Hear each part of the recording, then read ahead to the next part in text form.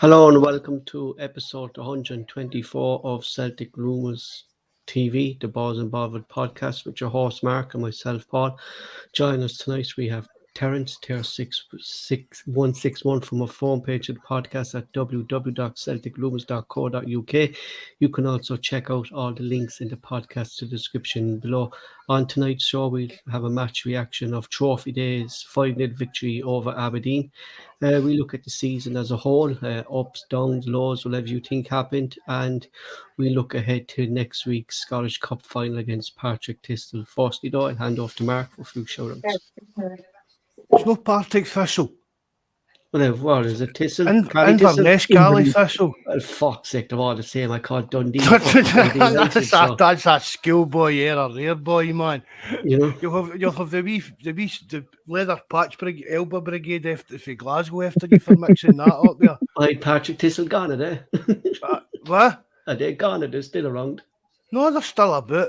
Actually, they're in the playoffs next week, aren't they? Aye. Yeah. So who we playing? Inverness, Cali Thistle. But they're all the same shot. We'll just say it's grand.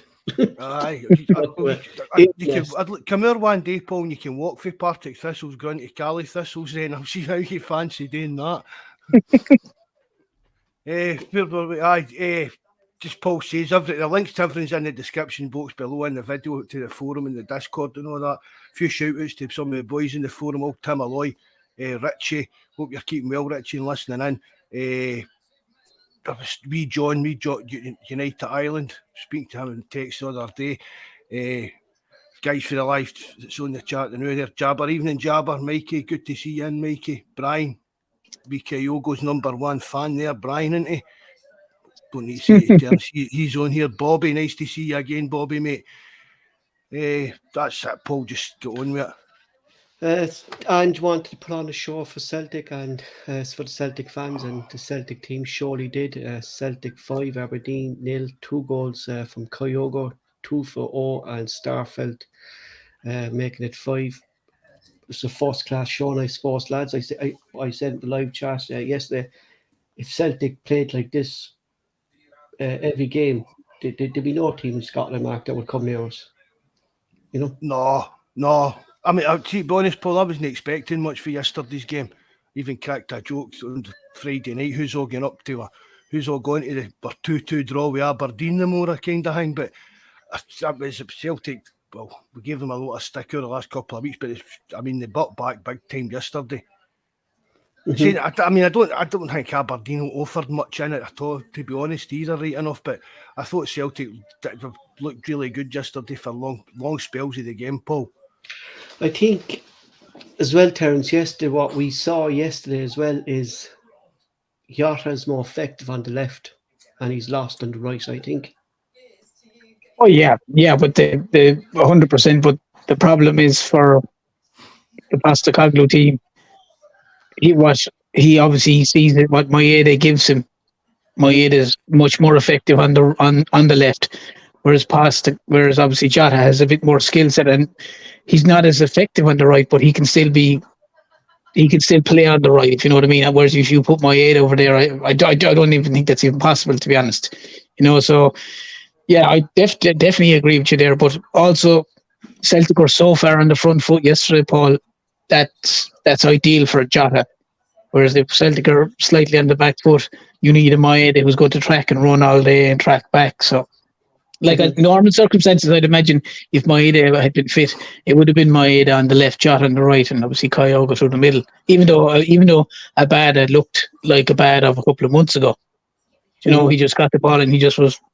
Hey, I mean, from the first 2 or 3 minutes, you knew the way the game was going to pan out because they started like at a really high tempo, really high pace, and Aberdeen couldn't live with him. Like Hatate was fantastic in the middle with some of his runs and the whole team. They just passed and moved. The tempo just was upped 4 or 5 notches, and Aberdeen just couldn't live with them.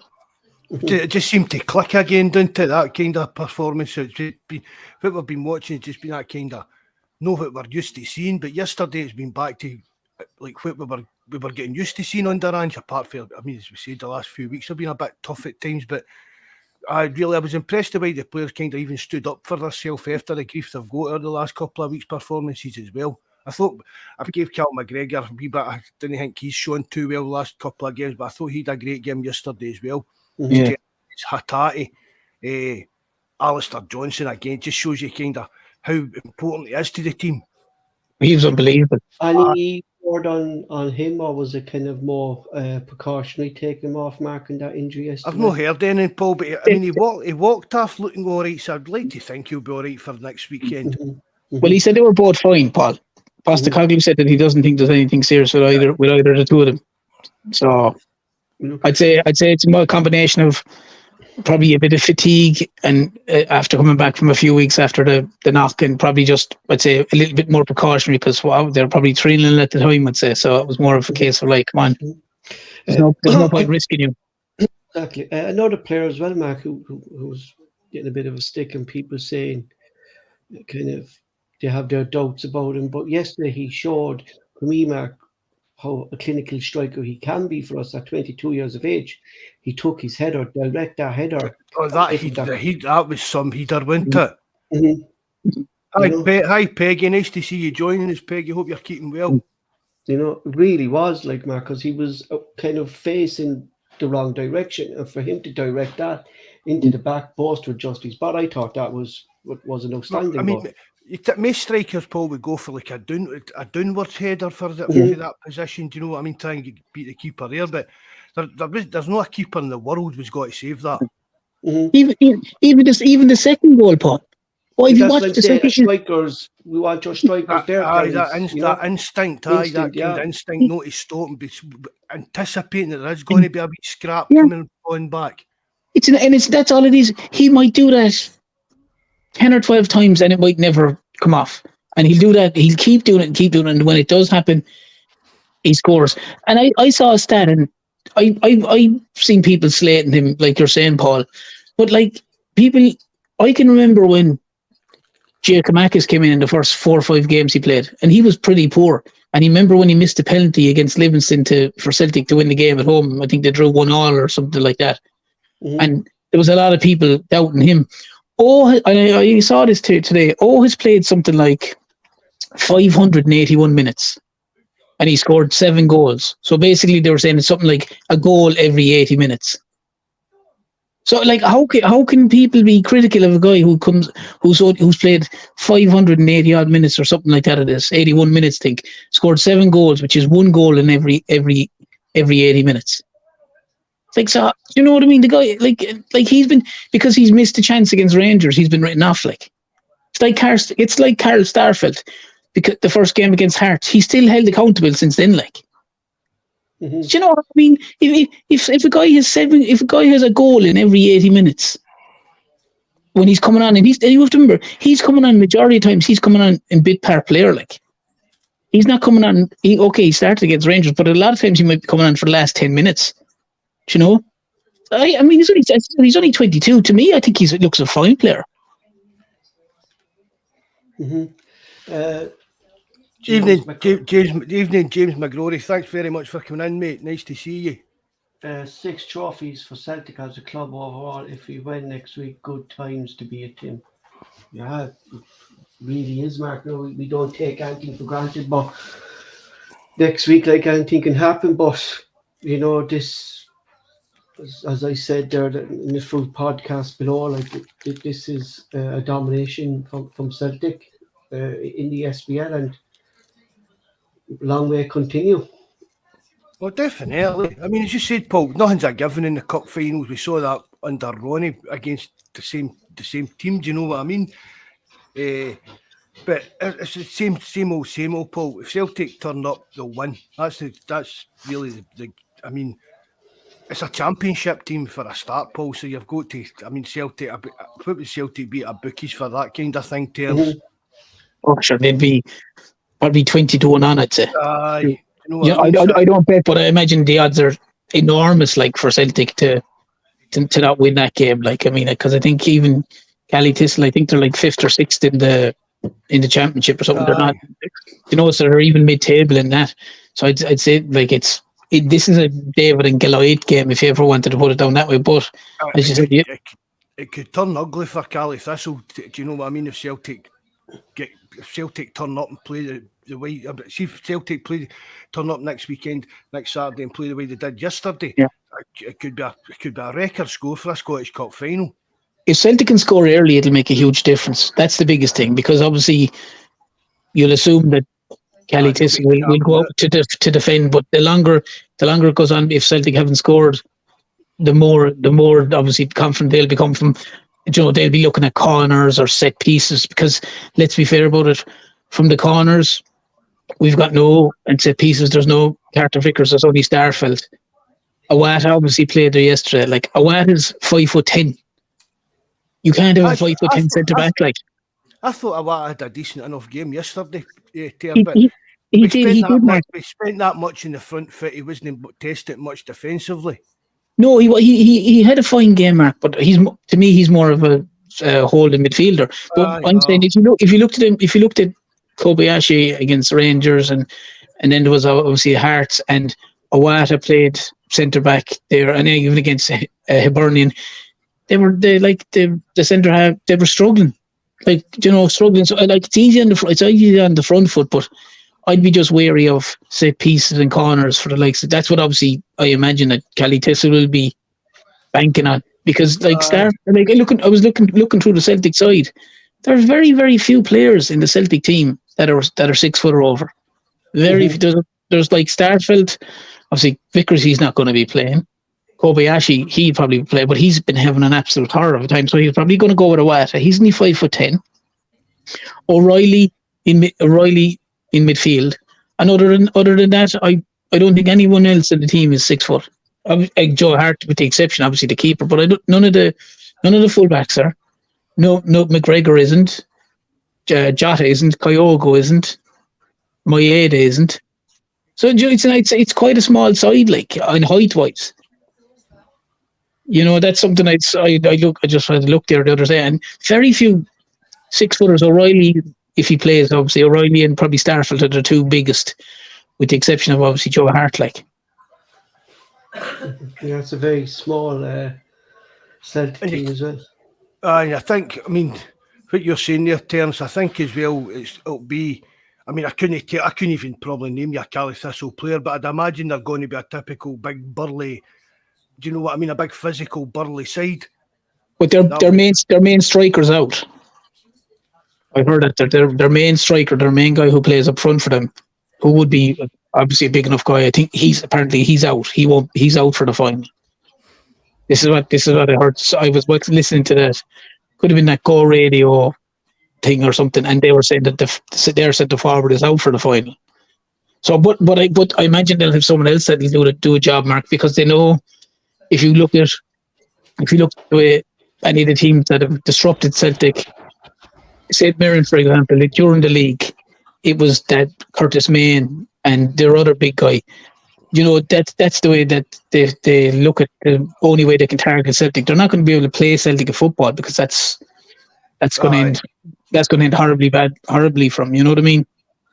So that is we call it a weakness in Angie's team, and we keep talking about it, and it is kind of the physical side of the game when they come up against these kind of big, heavy attacking players, which kind of struggle with, especially without Carter Vickers in the team. Yeah, but as I said, look at what Curtis Main done 2 weeks ago. Like Awada was playing centre back. Curtis Main, I don't know the height of him, but he looks like he's a 6 foot, probably 6'1" guy. Like you can't have a 5'10" guy. Fair enough for this final or whatever. Yesterday might get away with it. Like I don't know, you can't have a 5'10" centre back like in modern day football. You know what I mean? They're normally a midfield or something. That's only my opinion. I think to have a 5'10" centre back, unless it's Baresi, you know what I mean, you're not going to get away with it. Like, I don't know. Could he throw a big bombshell, Mark, on Joe Welch into that he was back in the bench yesterday? Well, he might do. I mean, was Welsh injured? He was injured, yeah. He definitely was. I get told that, and then a couple of people says that he wasn't injured. No, he was injured. Yeah, he was back in the bench yesterday. But so was Seagrass, which was funny. After Bain's performance. I heard that there was a big, huge bust up between Seagrass and Stevie Woods. Who Toby tell you this? No, through the Toby vine. A fellow involved with Cork City. He said there was a bust up between Seagrass and Woods. No, there might have been. He's been fit since the start of March. Seagrass, he's been back training and everything since the start of March. And just not been getting into the squad? No, I think it was kind of something, Mark, down the line as with Julian, that they were saying he was fit and he saying he wasn't fit, that kind of a thing. Right. You know? And that's why he hasn't been in the squads, you know. But I just thought it was maybe because Bain's, I mean, after Bain's performance, I mean, imagine Hart had got injured and Bain did have to come on yesterday. It could have been a bit of a nightmare, because maybe gave Aberdeen a bit more a kind of oomph. Do you know what I mean? So I won't be too surprised if I actually saw Seagrass going out in January in the summer, Mark, to be honest. I think so as well, Paul. With Bain getting this new contract, I think the only reason Bain has got this new contract is because of the homegrown players, Mark, because the Champions League thing. Plus you need to name two keepers on your bench in that now, don't you? Mm-hmm. But in that regards as well, I saw that it's funny. Like Celtic have 5 keepers. Well, Hazard will be out anyway this year as well because his contract is up. Well, at the minute they have obviously Hart, Seagrass, Bain, Hazard, and Barkas coming back. So they have 5 keepers, like in their squad. I obviously I don't know what the story is. Obviously, if you said that Hazard, but someone said that Hazard signed a new contract after they won the 4th quadruple or the 4th treble. When they saved the penalties. it was only kind of a year extension that was activated onto his other Okay. contract terms. So that's All actually right. up this year. Okay, well that's fair enough. But you're still got going to have 4 keepers there, because obviously Barkas is going to come back, unless there's a deal done to get rid of him. So there's definitely going to have to be one, or at least one, if not 2 going. You would have certainly 1 going anyway. Well, I don't Barkas will move on. Yeah, I think as well, Mark, with Barkas as well. He kind of burnt his bridges as well when he went over saying things about the club. When he signed, when he went out loan, he kind of slated him. Gave the club a bad image, like, didn't he? I think he just gave it. It depends how you take it, Paul. But just actually talking about just Mary's actual full experience coming out here. Mm-hmm. I mean, even if you've got to understand it for the point, look at it from his point of view. All he really said was he went there and things didn't work out. He didn't feel part of things. But you've got to mind this is the COVID season. It's the Neil Lennon season. We're chasing 10 in a row. Well, I kind of, Mark, as well. I kind of blame Neil Lennon as well for the whole Barkas situation, because 1 week you had Neil Lennon coming out saying Barkas was his number 1, and then the next week he's dropped, and then it's been there was no consistency there with the keepers, and as he said there, like it was the whole just everything about it, Paul. Just everything about it. I mean, it must have been really hard for any player to come in then, because you can't go and get a game of golf. That's what players do to kind of mingle and get to know each other. That's kind of one of the things they've got in common. They all kind of play golf. But there was none of that. They couldn't meet up and get to know each other and things like that. And don't get us right. I don't think Barkas has got any future at Celtic at all. But for me, he didn't turn into a bad keeper. We've done plenty of scouting on him. He's done well. I think we get about 4 million back for him, Mark. I don't think we'll. I mean, that team is it. They've said they can't afford the deal. Whether that's Celtic's fee, whether it's if they were going to be paying all his wages and stuff like that, I don't know. But Celtic, they'll probably lose some money on the deal, but it's not going to be any. But it's not as if they're going to free him or sell him for £1 million or that. That's just not going to happen, because I keep saying it. But look at Chris Sutton the year he went to Chelsea. Do you know what I mean? It was worse. Just sometimes moves don't turn out for players, and I think that's just the way it's went for Barkas. Wasn't there a talk? I said this as well when he did go out on loan. We'll end up seeing the next couple of years. We'll end up playing a team in Barkas and Barkas will be in goal for them, and it'll have Did they do that to us in the Europa League? Didn't they? He was kind of flopping that they can freaking bang 2 goals against us. He did, yeah. I mean, but he played with Malmo or something, Berg or something like that, yeah. Berg, yeah, but how true it is, I don't know. You might know more than I do on this, but there was reports that Barkas could be potentially involved in a bargain of Celtic looking for apparently one of their players. Is he Utrecht or something like that?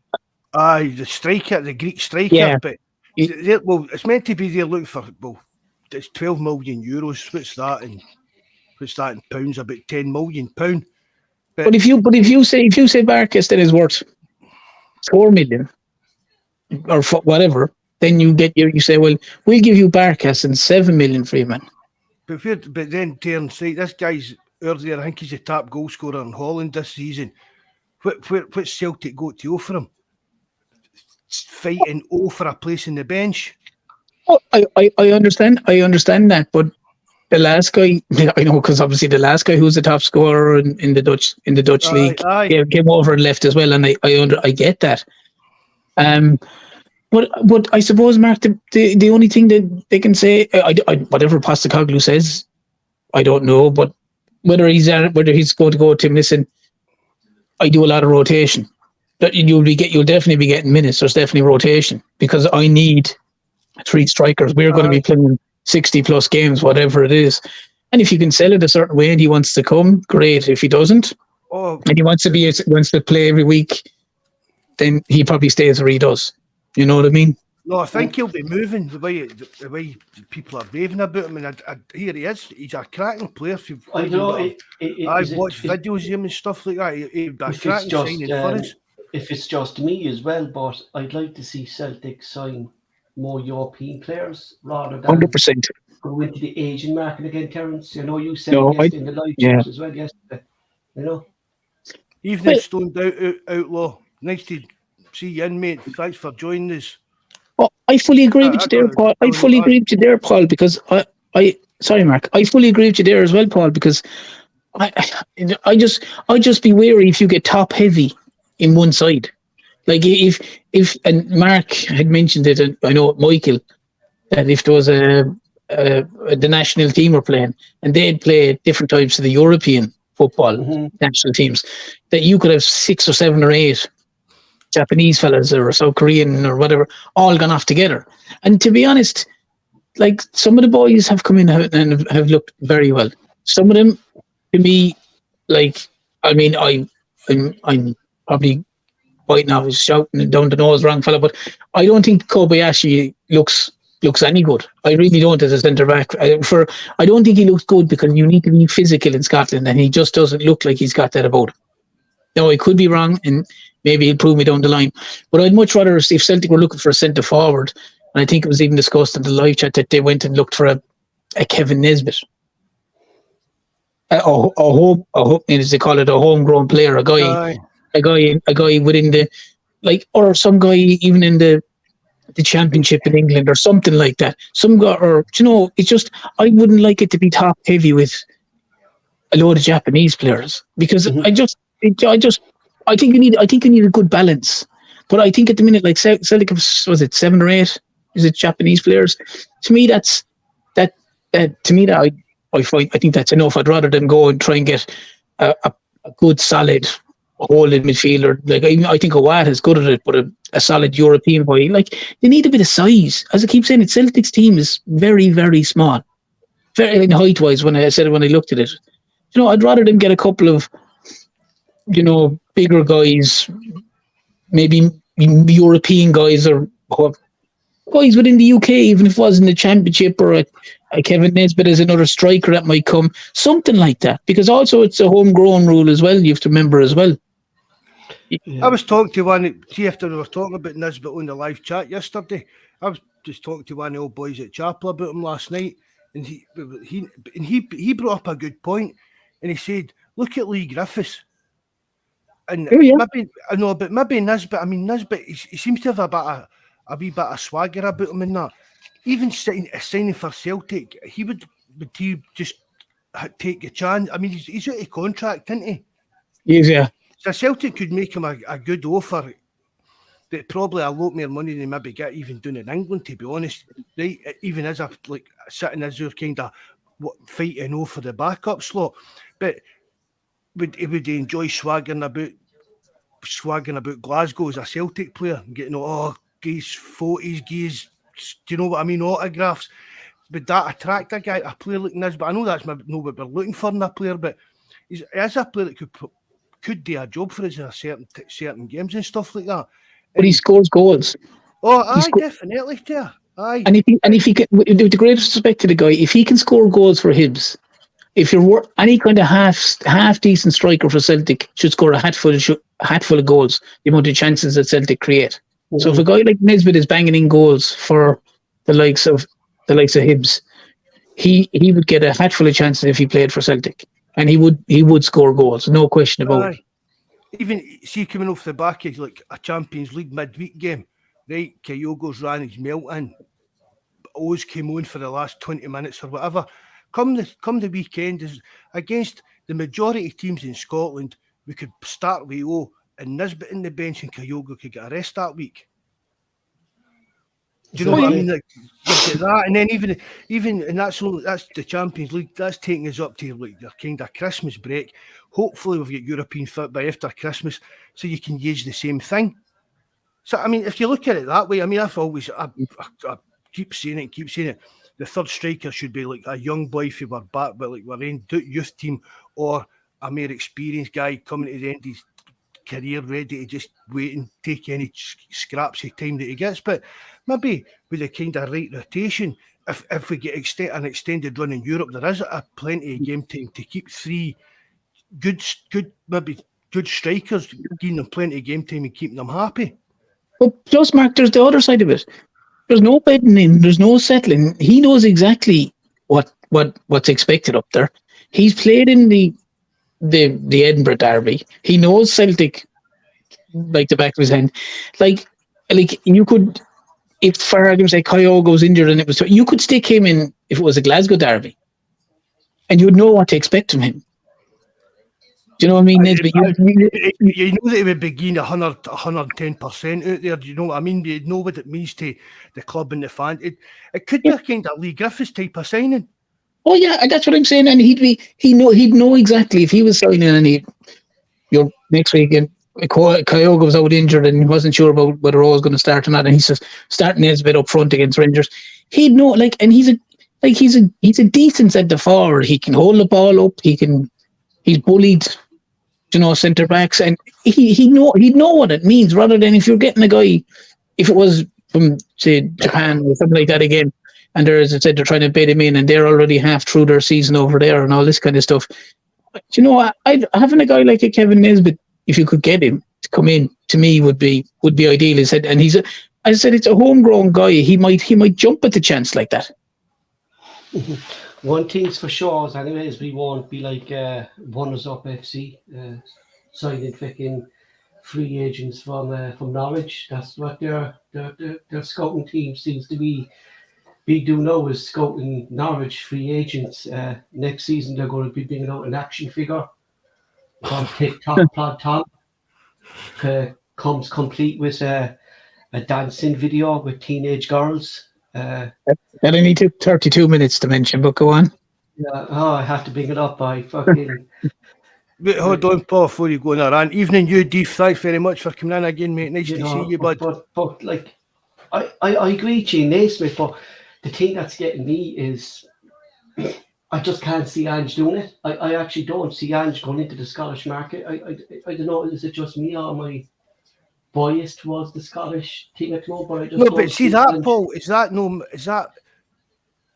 But I think we have to, Matt, because of the homegrown. We're going to have to buy some homegrown players. Aye, but even it's not a put down on Ange, is it? Maybe sometimes because I don't know how to put it.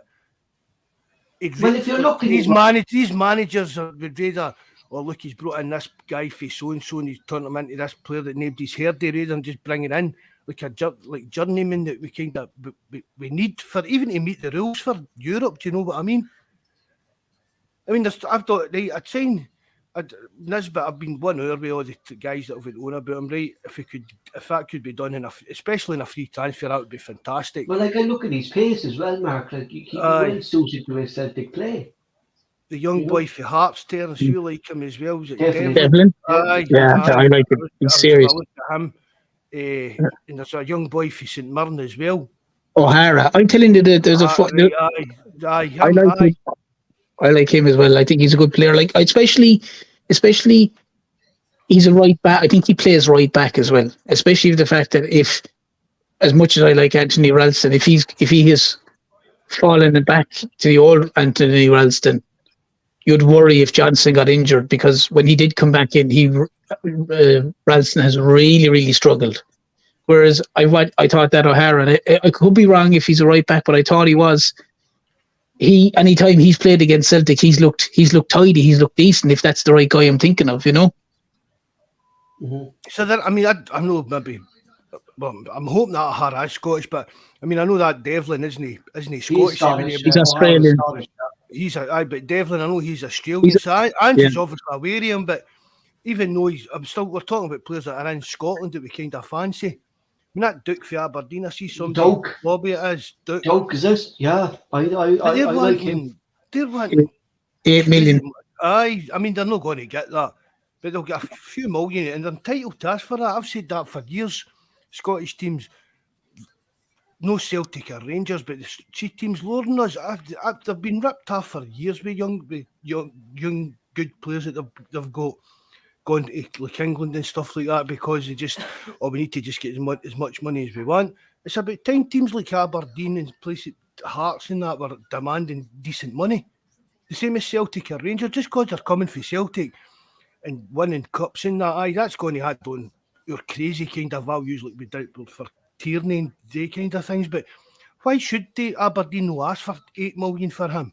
They maybe no get it, but they're quite entitled to ask. Mm-hmm. But again, Mark, if that's a person that Celtic were inquiring about, I don't know if they were, but if they were inquiring about him, again, there's the Liam Scales situation. Can Liam Scales not become a bargaining tool in that and going, right, Liam Scales is here, we're happy enough for Liam to say, we'll give you X amount and Liam Scales. And you can work around it that way because, like, let's be fair about it, Liam Scales coming back to Celtic, he'll be going straight back out on loan somewhere. Probably back to Aberdeen again because I can't see him, like... Well done to Barry Robson with Aberdeen, in fairness to him. He's done a great job there, Paul. Didn't he? In fairness to him. Absolutely. Really, And to be honest, I'm delighted for him because I like Barry Robson. Really, I do. I like him. Yeah, he's the kind of midfielder that you'd like at the minute. What I'm saying is that he's the kind of fella, when him and Hartley were in the middle with that serious bite, like, they mightn't have been the most... They were tidy on the ball. They were decent at whatever they were able to do, but by God, they'd mix it. As I said, as I posted on yesterday in the forum, I'll never forget that derby where Celtic had to win, and after about 30 seconds, Robson absolutely clattered into that fella Daly. No, it probably could have been a sending off in today's football or whatever, but he absolutely buried him nearly with an elbow into the back of the head, and it set the tempo of the game for the whole way. Like, but I liked Barry Robson as a player for Celtic in the middle of the park. I don't know there as well. Did anybody see yesterday after the St. Mirren game with Rangers when Beale was giving his post-match thing? Up in the big screen, it was Celtic lifting the cup. I know, I saw pictures of that, aye. Yeah, it's fucking brilliant, Pike. Brilliant. The season as a whole, lads, so we finished off 99 points. I think it was 114 goals, I think we finished it, I think. Yeah.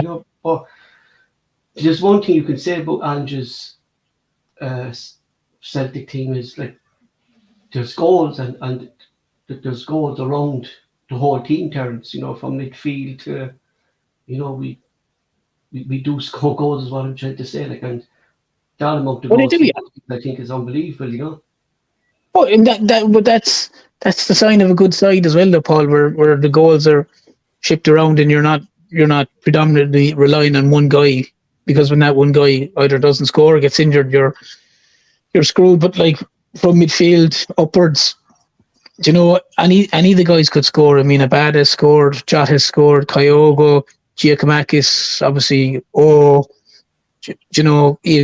McGregor scored a couple of important goals this season.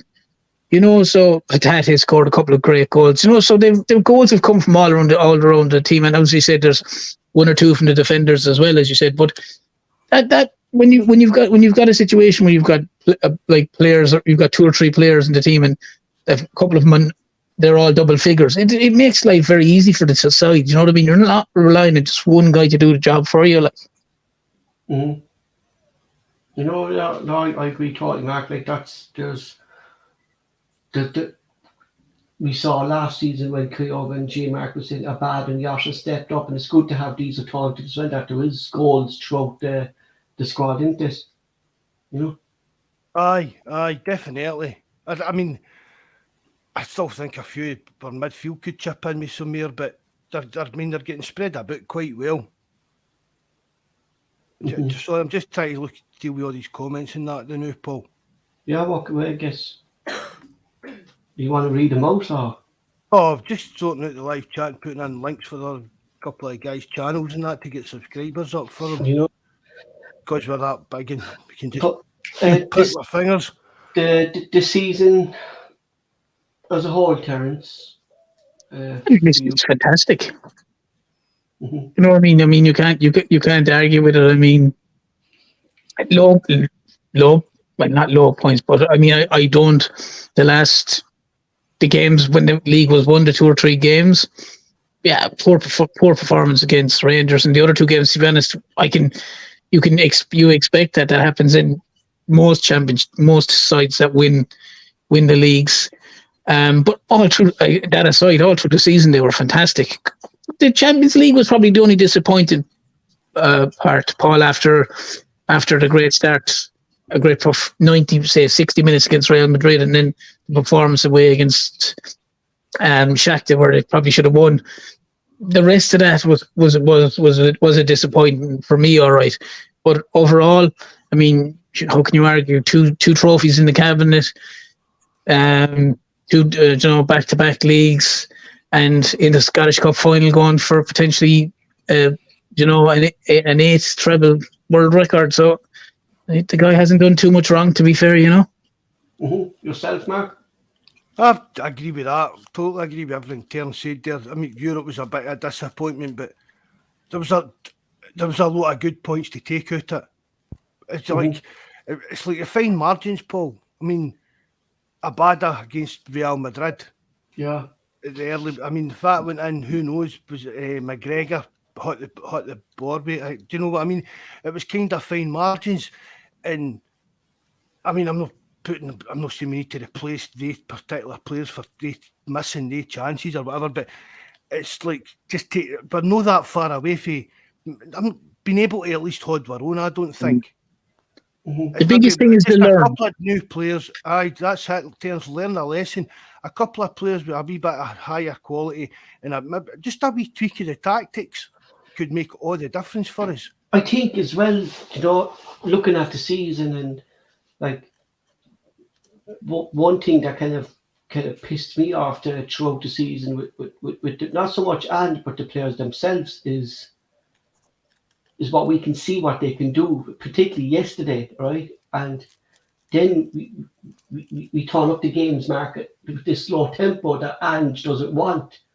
And I think that's the one thing that kind of really gets me frustrated. I know we end up winning the games, but they're really tight games. Denmark as well, 1-0 wins, and you're at the end of the game, you're freaking biting your teeth. But you can tell that Ange isn't happy with what's going on. That's what I'm saying. That's the kind of. I mean, it's the manager and the coaches and that they can only actually do so much. Mm-hmm. Once the players step out of that line, the only choice managers has got is changing players or making substitutions or. Do you know what I mean? Changing the tactics on the pitch or whatever, but you can't actually change. Nobody say effort as if the players only bother, but like players' performance, you can't go in the park and stick a boot up their arse and say get running quicker, chase them down quicker. You can just shout at them and hope that it works, and sometimes it doesn't. But I don't think though, Paul, that even the best sides that have ever played would have a season where every single game the intensity level or whatever is at the optimum peak like yesterday. But I understand your point. But the problem is there's going to be dips and lulls. Players are going to have dips and lulls themselves, so that's going to obviously eke into the performance. The opposition in a lot of cases, even when the opposition were at home, the Aberdeen game in particular when McGregor scored near the end, like Aberdeen didn't even have a shot on goal. Aberdeen didn't even try to come out to play football that day. So, like, I understand what you're saying, and it's a very fair point. But sometimes there are certain factors that come into it that kind of dictate it, like where you get the opposition at home who basically have decided, right, we have no intention of hardly getting outside our own box, let alone getting any further than that. And that can be very difficult to try. The way Ange wants Celtic to play is continually pass through. But if you've got so many defenders back, it's very hard to do that. That's what I'm saying is that when teams kind of sit back, Celtic players, all we kind of do is kind of go back to the way Brendan Rodgers or Neil Lennon played. You get me? The slow tempo football, passing it back side to side, or I don't know. Like there seems to be kind of fast passing, trying to get the ball through or something like. No, see, I totally agree with you on that, Paul. I think it should be merely trying especially, I mean, see, yesterday I actually watched the game on Sky, so that's why I didn't say much about the goals were going in case I bitched the live chat. But I mean, like that cross the no, ball but there they showed yesterday, that. No, Mark. but Like the last time we they, saw Celtic do that. but they Put the showed ball see in. the amount of times they showed like Hatate's passing through the midfield, Exactly. through their midfield and defence. That should be the passes we're trying when we're coming up against teams. Yeah, exactly. But I think that coaches and managers, I mean, I don't get these guys know a lot more about football than me, but it seems to be a kind of tactic that if you do that, they're trying to draw the opposition out. But it does see that maybe happen, Paul, when you're playing like evenly matched teams, like if you're doing in the pub league. Do you know what I mean? Where they're like that, right? Attacked. And up in Scotland, Mark, they're happy to take the point. That's exactly. These yeah. teams are quite happy to just sit and do that for 90 minutes. I think that's the kind of difference. You know, But is it? No, I don't know. But like Celtic Park, if you look at Celtic Park, it looks like a wide pitch. It looks like a wide pitch made to play football. When you look at, I don't know, but when you look at some of the other grounds and you look at some of the other pitches, they don't look as wide. They look like they're a lot narrower. That the space is in there. You remind me of so a lot of the pitches, Terence, in Scottish football remind me of Thomas Cross. It's a very narrow pitch, and there's not much kind of room at the side, you know. Yeah, and like there's obviously a minimum and maximum width. Like, so teams might decide, you might have a team that's playing Celtic and there is no issue with them if they minimize the pitch. If like, I'm not saying they do it, but it wouldn't put it past any team to make it narrower. You know, teams used to do that. It was actually quite a common thing. But I think, see, with the regulations of the pitches now, Terence, I don't think you can do that as much as effectively as they used to. I can remember there was a big kick up. I can't get back probably to the 90s now.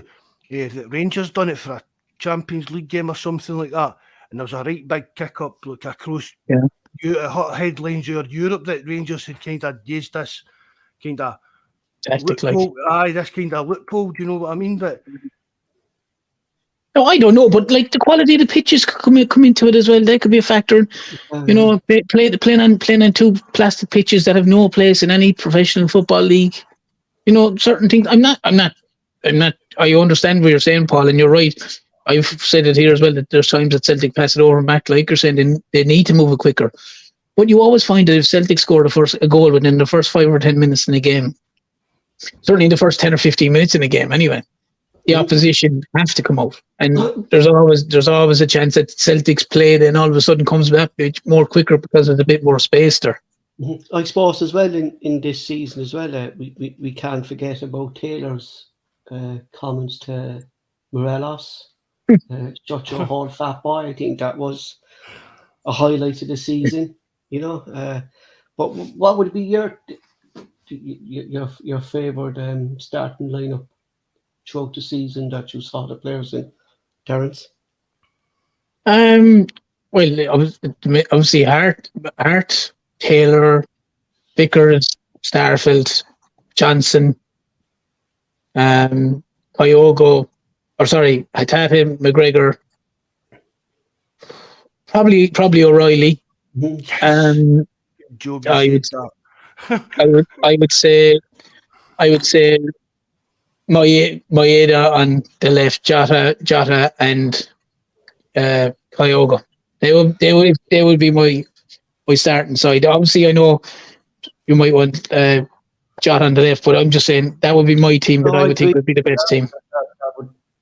That would be nice, but I suppose you can't complain, Mark, with that, can you?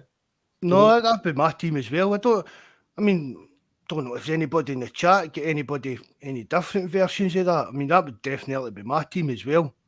No, I'm including this like that. If Giacomakis, I'm including Giacomakis and I'm including Juranovic. I'd still have AJ ahead of Juranovic, no question about it.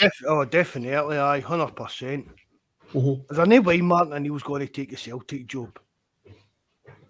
Just because he's thinking, I mean, even doing it, just we're talking about fans. What do you think, Terence, Ange going to Spurs? First of all, I'll say, right, I put it up on the Discord and said to, I don't know if I said to you, Ter, I said to Paul, but if I asked Ed too about it, and according to him, Spurs are going to offer somebody the job, and if he doesn't take it, their attention's got to turn to Ange. There's not really been anything. There's been kind of wee murmurings in that, but there's been nothing official. He's no spoke to Spurs, and as far as I know, his agent's no spoke to Spurs, and that's where it comes into. Apparently, what they were saying is apparently it's the Feyenoord manager or someone like that they've approached, and he's turned it down. But as someone has rightly said, Paul, like Postecoglou has a good relationship and a good, in a sense, running of what he wants to do with Michael Nichols. From an outsider looking in, if you ask anyone, the chairman, the main man in Spurs, Dan Levy, is supposed to be very hard to work with. You look at the likes of Mourinho, you look at the likes of Mourinho, you look at the likes of Conte, you look at the likes of all the managers that have gone through there in the last number of years. You know what I mean? So, I mean, like they're with the greatest respects, they're big name managers, and they couldn't deal with this guy. What, like, does Postecoglou want to leave a team that's in the Champions League? We're a club that loves him, and the fans love him, and basically he seems to, within Celtic's remit, get whatever he basically requires, or go to a club that aren't in the Champions League. And let's be fair, if he lost 3 or 4 out of the first 5 or 6 games, he'd be fired. They'd be going, what are we doing bringing this fella down from Scotland? See if they brought in somebody like Frank Lampard, he'd probably get longer than Ange would. He would, because it's a name thing. He's got one of the worst records as a manager in football, that Frank Lampard. Yeah, but it's a name. Aye. There's a snobbery, you see, Mark. There's a snobbery there in the basis of someone from Scotland going down to England. Scotland, whether it's a manager or a player, you'd be kind of like put it like this. Rodgers was offered the Leicester job. He wasn't offered a higher team than Leicester. He wasn't offered a Chelsea and Arsenal. He'd already managed Liverpool, mind. And he'd nearly won the league with them. So he wasn't offered an Arsenal job or a Chelsea job. And some of those jobs weren't. I think they might have been thereabouts available. He was offered Leicester, which is pretty mid-table job for a guy who nearly won the league. So, like, if Postecoglou decides he wants to go to Spurs and he goes, if he has a mare of a start, they'll be wanting him out the door in 5 seconds.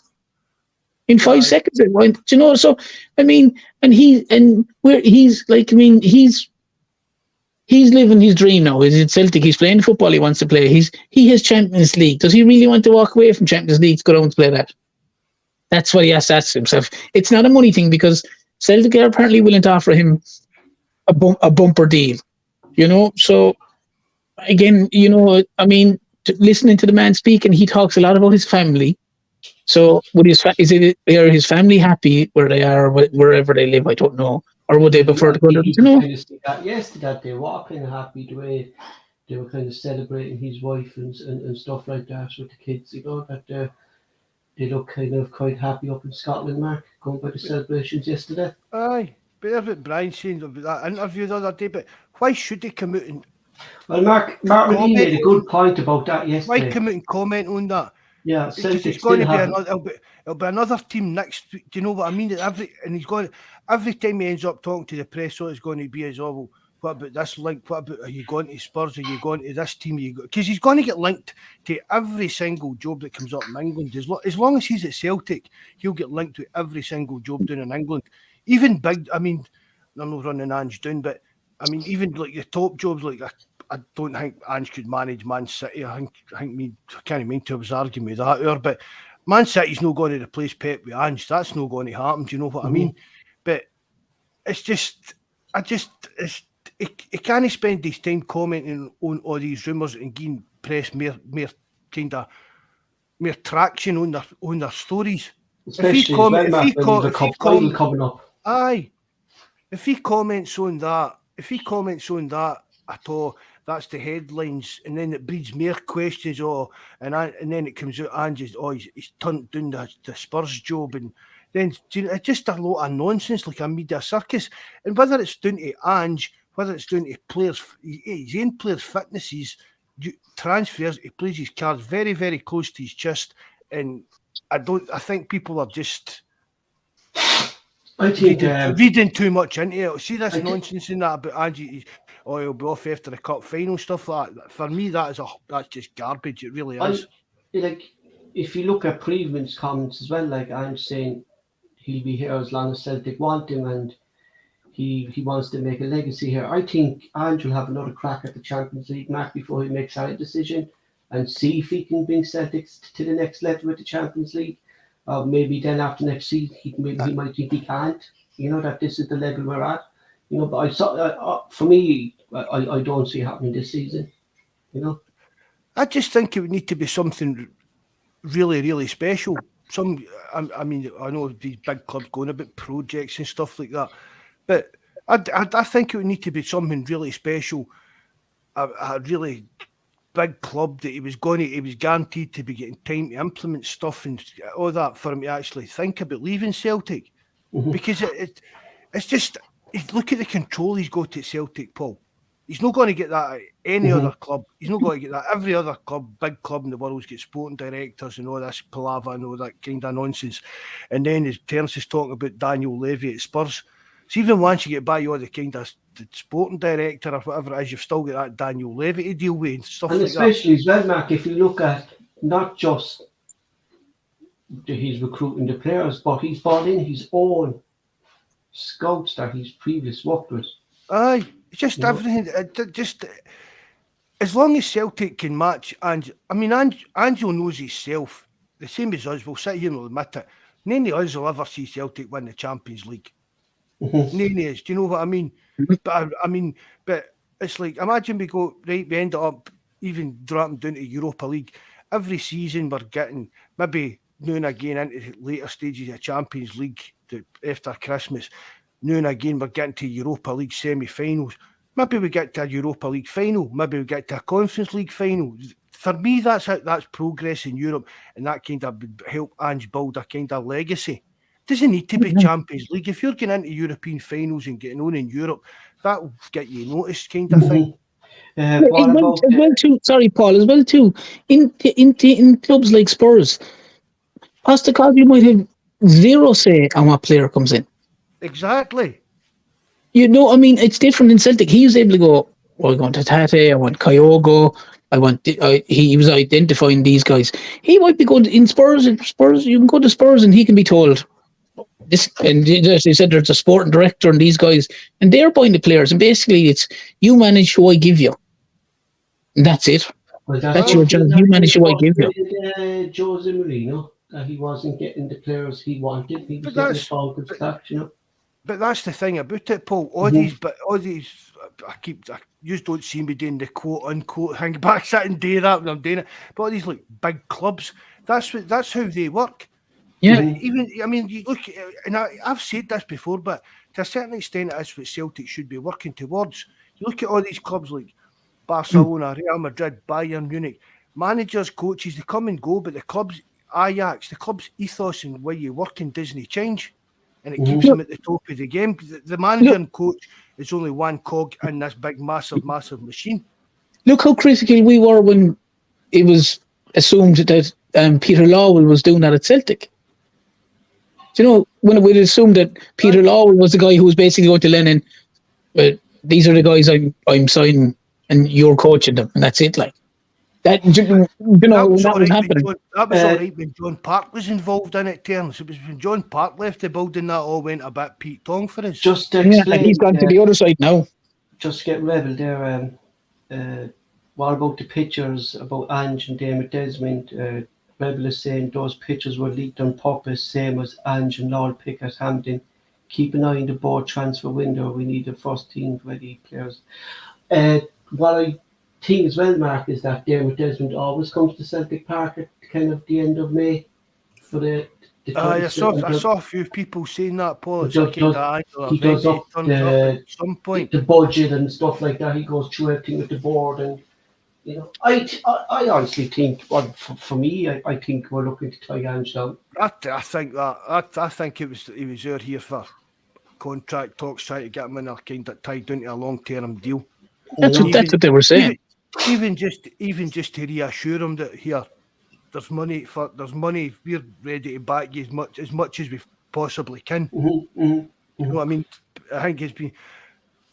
I mean, it's like a kind of, if you're in these kind of negotiations at that level, a guy like Dermot Desmond turning up. I know Michael Nicholson and Angie's got a great relationship, and they go on good when they're trying to get deals out of the line and stuff like that. But when the Dermot Desmond's coming up to have a wee kind of personal touch, because it was him and his son, wasn't it, that was there? Yeah, it was. Yeah. You know what I mean? Aye, so it's that's my take. I mean, we'll probably never know what they were actually doing. Do you know what I mean? But that's come back to the Daniel Levy one as well, the Mark. Run about playing hide and seek with Hoopy the Huddle Hound. But that's what I'm saying with the Daniel Levy one. He has such a brilliant relationship with Michael Nichols, and every guy that goes in there, basically, your man seems to be the guy who calls the shots, regardless of the manager. So does Postecoglou want to go down that road? Who knows? I think as well. I won't be surprised if they give to Mason. I said after you, Mark. I won't be surprised if he get it. Ryan Mason. You know, because Harry Kane seems to like him, and Harry Kane's a big body. And if Harry Kane is kind of what I've heard is, you got him Man United. No. What's after coming out, right, is Harry Kane is saying he's not going to hand in a transfer request, all right, and he's going to meet Levy at the end of the season and discuss next season's transfers and what the ambition of Spurs, what type of players they want to bring in. So I think it's all up to fucking Harry Kane. What Spurs are doing. That's a lot of nonsense, isn't it? You know. But do we really care? Because this is it. Do we really care what Spurs do? I don't. No, I don't. But but we do for sniffing about hands. What I'm saying is, Terence, is that Harry Kane is a great buddy of Mason. And that's why I'm saying I won't be surprised. And I was speaking to my man. I said that to you. My man is a huge Spurs fan, and he actually thinks Ryan Mason could get a shot of it next season. You know, because he knows the club. And what they're saying is, instead of bringing in foreign managers all the time, why not give it to someone kind of who's been with the club all these years? You know. So that's surprised Harry Kane's no want Southgate to get it. But see, Harry Kane. I mean, don't get us wrong. He's not I don't think he's a great player. He's a good player, but he reminds me just like Alan Shearer. It's a selfish player. Aye, but no. I mean, Alan Shearer was a hell of a lot better player than Harry Kane, but his actual kind of situations. I mean, Shearer went to Newcastle. Brian, 2 seconds there, Mark. Brian, what are you on about? Paul, please keep it out. What are you on about? You know, I make comments about Thornbury, who has a pop. I'm giving my opinion. What are you on about, man? Who? You know, Brian. You know, I don't drink, Brian. So whatever you're saying is just not relevant. You know, my God. I can't read it anyway, so I don't know what you said. I don't know what he's on about. You know? Do you know what he's on about, Mark? No, I don't. You know? Jesus Christ, my God, like, you know? Well, Mark, are you upset now, Paul, because Limerick beat Cork in the hurling today? If that's it, you can just go up and say it now. I'm okay. You didn't watch it, but I didn't even know it was on, Terence. To be honest, you said it there. You know? Who was I talking about? Shearer. He won with Blackburn and that. But I'm talking about, it's like he went to Newcastle and he was in his comfort zone, and they were always a kind of nearly team. That's the same with Harry Kane. That's what I'm doing. I'm comparing the two of them now, and they were both the captain of England. And see the power that being the captain of England gives you doing in England. It's ridiculous. That show. I mean, you can get away with fouls, dirty cheat. You can because you're the captain of England. Do you know what I mean? Guys that have been captain England have said, "Oh, if this happens, I'll give up the captain," saying, "Oh, this kind of palaver." And for me, Harry Kane, I mean, what, he's 30, 31 or something like that now. He'll be 31 this year, Mark, yeah. Aye, I mean, in fact, what's he actually won in his career? Nothing. Nothing at all. The Audi Cup, actually, he won the Audi Cup there last summer. I think they won the Audi Cup in some tournament, didn't they? But really, I mean, it's like fair dues. I mean, Shearer, he's got a pub league winners medal with Blackburn and stuff like that. But he could have had a low. Shearer could have been one of the best strikers, one of the top. If he went to United, Mark, yeah. You know, even United, even see at the time, probably Shearer could have played for any team in the world and been a success. He really could have. He was that good. I just think playing with staying at Newcastle so long kind of affected his kind of his legacy. That's the word. Aye. Do you know what I mean? And I think Harry Kane's just the same now. And you've got to kind of wonder if he's ever got. Well, he's not going to win anything at Spurs now. I think so. One thing as well, Mark, I think he's... My perception of Kane is he's more worried about his own achievements, breaking his own records, and do you know, that kind of being the ultimate Premier League goal scorer and stuff like he is now, I know that, but... the kind of me kind of attitude. Yeah, player, yeah. And Rebel makes a good point here. We need to go up a level, not finding gems for 1 or 2 million. I think that needs to be, like we spoke it numerous times on the podcast here, and I know Bobby's saying Yasha costs 4-7, Vic was 6 million, but do we need to go up that level to find that extra player, Mark, that we need? You know, if we want to take the next step in Europe. Big time. I keep saying it, Paul. I'd rather be up the wages, because you can buy. You'll get players for a bargain. Do you know what I mean? Look at guys like O'Reilly. I mean, even Kyogo at 4.7 million. That's a bargain. Do you know what I mean? But it's the wages we paid. Until we up the wages we're paying players, we're going to be needing to look at like the kind of hidden gems in that kind of £6 million bracket. But we can't go to spend £20 million on a striker. No. But they need to spend, and I know I said it before, said it again. They need to, if Celtic were able to get into 2 or 3 Champions Leagues in a row, if they keep doing it. For me, every season there should be one outstanding signing. There should be one signing that you're going into the Champions League, and this guy's known. And if it's 12, 13 or 14 million, that is not a lot of money. That is not a lot of money in today's money in football. Well, do you know, Celtic should be able to... Well, they're right, Kent. He's meant to be some player. I've read about him on the internet, and there's don't know, team in blue fans were raving about him, and he's not Bosman. It's not about offering him, what, 40, 50 grand a week. Jeez Christ, but they'd be meltdown now. I was trying to see who was going to twig on that first. There'd be a meltdown. But see, regardless who likes it, I mean, but is there no Bosmans out there this year that could even help? Do you know what I mean? To maybe take us up a level. There has to be, but like I remember you brought up the point, and I can't think of the guy's name, but he was a centre forward for. Was it the centre forward? It was the Red Bull guy. I can't pronounce his name. Began with Ed or something. Mudryk. No. I know he was the coloured lad that I played centre forward. Began with Ed anyway, but. You said he went from some crowd. He was only 5 or 6 million, but it's the wages that they paid him. Oh, that was him. He was at I can't remember his name either now, man. Was he at PSG Academy or something? Aye, at the same time they scouted Edward. Yeah. And I just thought, did he pop up on their radar and that kind of? That's it in Cuckoo. Hey, that's him. Did he go to Leipzig or something like that? We played him in the Champions League.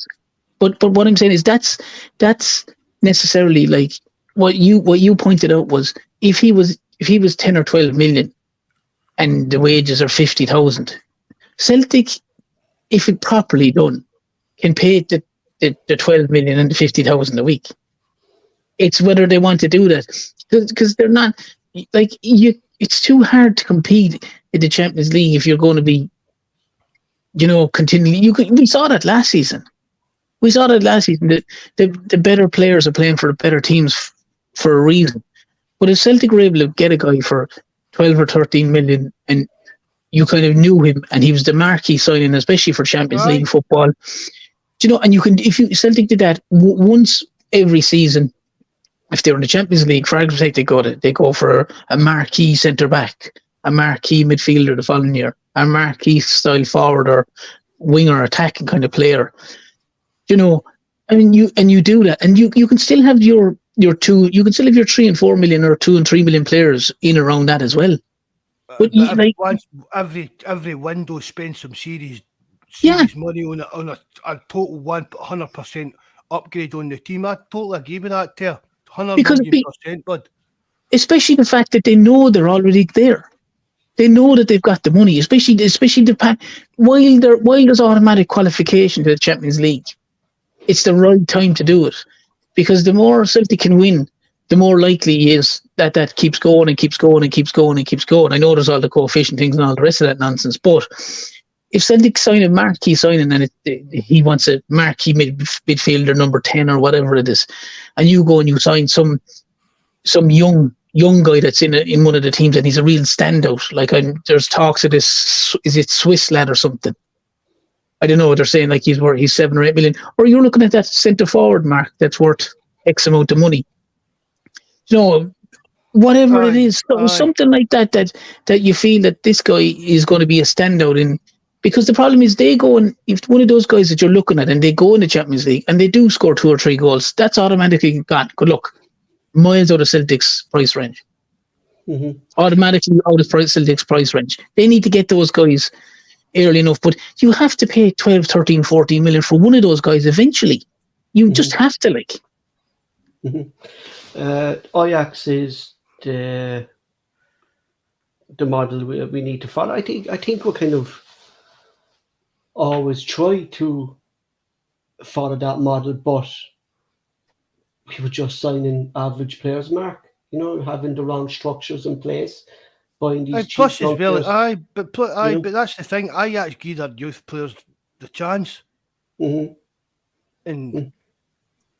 they produce quality youth players year in year out, and we just we don't. Let's be honest about it. Well, next season, Mark, I'm hoping like next season. I'm hoping the likes of Laurel, Vata and Summers are in and around the first, like not starters obviously because they're still in their progression stage, but they should be in around the first team squads next season.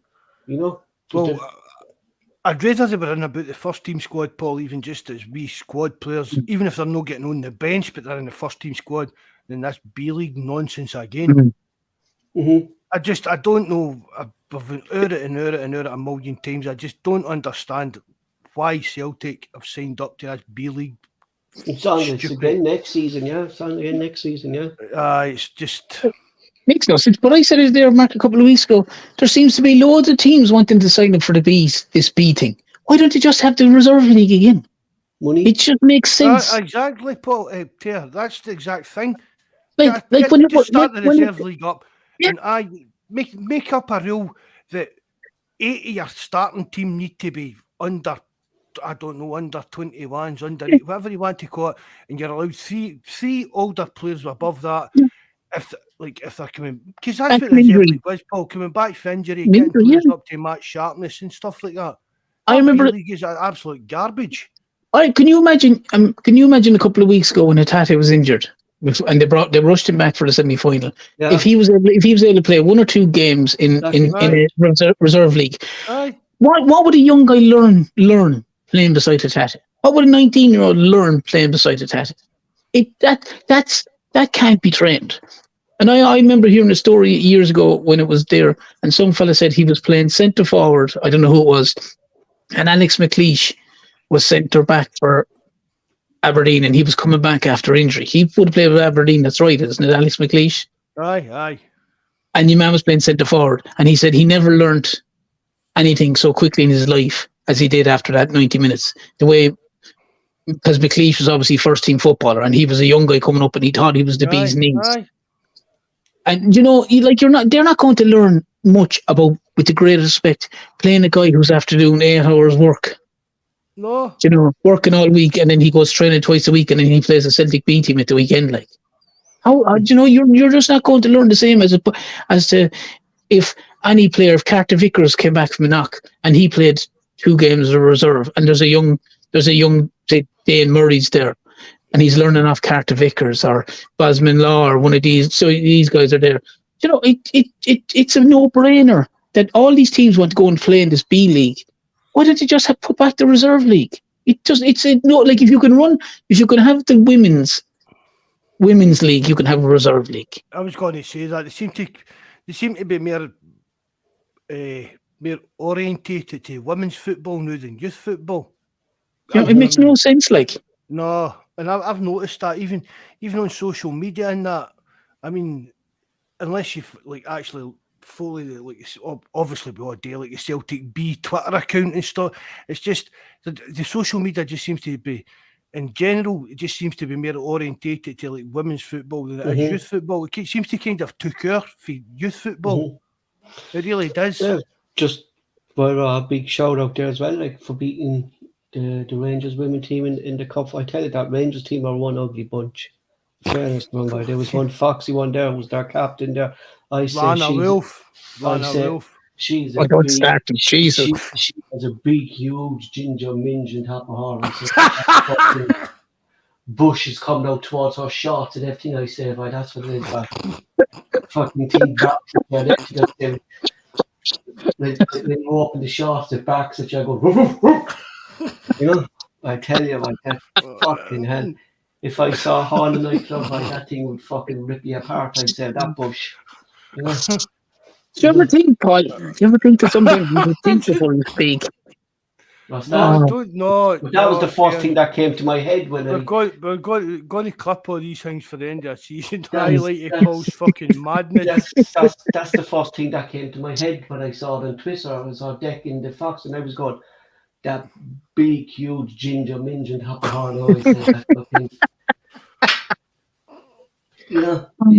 Big B Smith. How you follow that? Man. That's what I was for, huh? Fucking hell. Hill. Bitch is right, she is by that fucking Bush. We should be fucking calling her rather than bitch. The lads there are talking about Joe Hart on the live chat, and I've been a great support of Joe Hart, but I'm kind to agree with him. I think we need to be looking at a new keeper. Fanta pubes. I like it. and indicator oaksters. Jesus Christ, Fanta pubes. She could fucking do it. Manscaped would break and I say that. Copper wire, you need Paul, you're leading us down a bad path here, man. But who would you have as a new keeper, Paul? Sir? Who would you think would be a good possible keeper that you know what, Terence? My ideal keeper for Celtic at the moment will, for the way we play, is Bezunu for Southampton. But he's obviously out of Celtic's budget. Yeah, way out of our price mark. But with them getting relegated, could you get him cheaper? Well, probably you could get him cheaper than that price. But it's the wages, though. The wages, he'd be on good money, I say. But he would be the ideal keeper, Terence. Would he that style of goalkeeper? Yeah, I don't know. He's a fine keeper, but age coming against him, though. That's when kind of, we saw there with Alan McGregor there when Yata rounded in there. You see McGregor's face aged about 20 years. Look, I mean, what about that the Irish boy for Liverpool, Paul? Or you don't know what Creed Kelleher. Oh, you can't pronounce his name. Way out of our price range. Way out of the league now. Is he? Aye. Liverpool. Creed Kelleher. Is he not a free? No. Oh, right. I thought I read he was not free. Right. Your man told him he's not leaving anyway. I read. Klopp said he's not letting him go. That's what I saw somewhere on, I don't know, might have been on Sky Sports or some shit like that. But they said that he said he wasn't leaving him go or something. But but the problem is, Paul, most of those guys in the Premier League, even when there was talks of like El Nussi coming back, he was on like 80 grand in Southampton. It was, yeah. You know, you're like, if that Bazuma lad is on, if he's on 60, 70 grand in Southampton, like he's not going to go from 70 grand up to 30. No. You know, I think his position, and maybe we need to be looking at, but in top of my mind, I don't know if there's any kind of rumours, Mark, that we have been looking at keepers. No, I've not heard anything at all, Paul. But I mean, Joe Hart,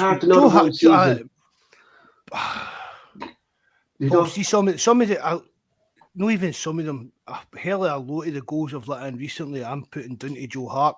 Well, like, for me, he's been good for his Paul, but everybody's only got so much a kind of a shelf life, and I just think Joe Hart's.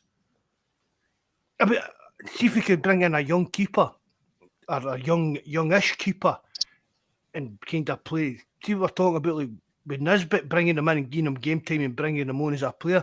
I think I would do that for maybe a season, but I think Hart's a bit of a worry, Paul, for the Champions League next season. I really do. And I hate saying that because I think he's done a great job for us if he's come in, but some of his performances, I mean, a lot of the goals, I think he should have done a lot better than it. Like the Curtis Main one, for example, against St Mirren, the first goal, he was very slow to get down to it. Aye. And then again, the Craig Gordon one, the other week, and just palmed it into the strikers. Yeah, like that. Yeah. You know what I mean? Like his flexibility kind of. It's age, Paul. It's just age. I'm saying like that. I mean, look at Terence. Look at him now, man. He's a wee old man, slowing down, and he just. Okay, big time. It doesn't get done as quick, I've heard. Oh, me? No, Terence. Right, don't even go up. Exactly right, yeah. You know, don't go up. Mark, I remember I'm 5'5". I'm already down. I tell you what, I'd fucking get down with a fucking razor and shave that bush off that fucking range. Let it go, Paul. Let it go. There's certain websites you can go on for all this stuff. Just let it go. And question for you: What do you think was the most important goal of the season? Yota against Rangers. The wee chip. Yeah, that's what I voted for that for my goal. No, not the best goal, but the most important goal. Aberdeen, I think. McGregor against Aberdeen then. You know, like you always can last season, remember it was kind of Ralston, was it against Dundee United and kind of Ross County goals that were in the kind of last minutes? Yeah, my two were like that. My one was Giacomakis against St Johnston. Was one, and then obviously the McGregor one was another big one against Aberdeen. You know, they're real turning points because when you think you're going losing, dropping points,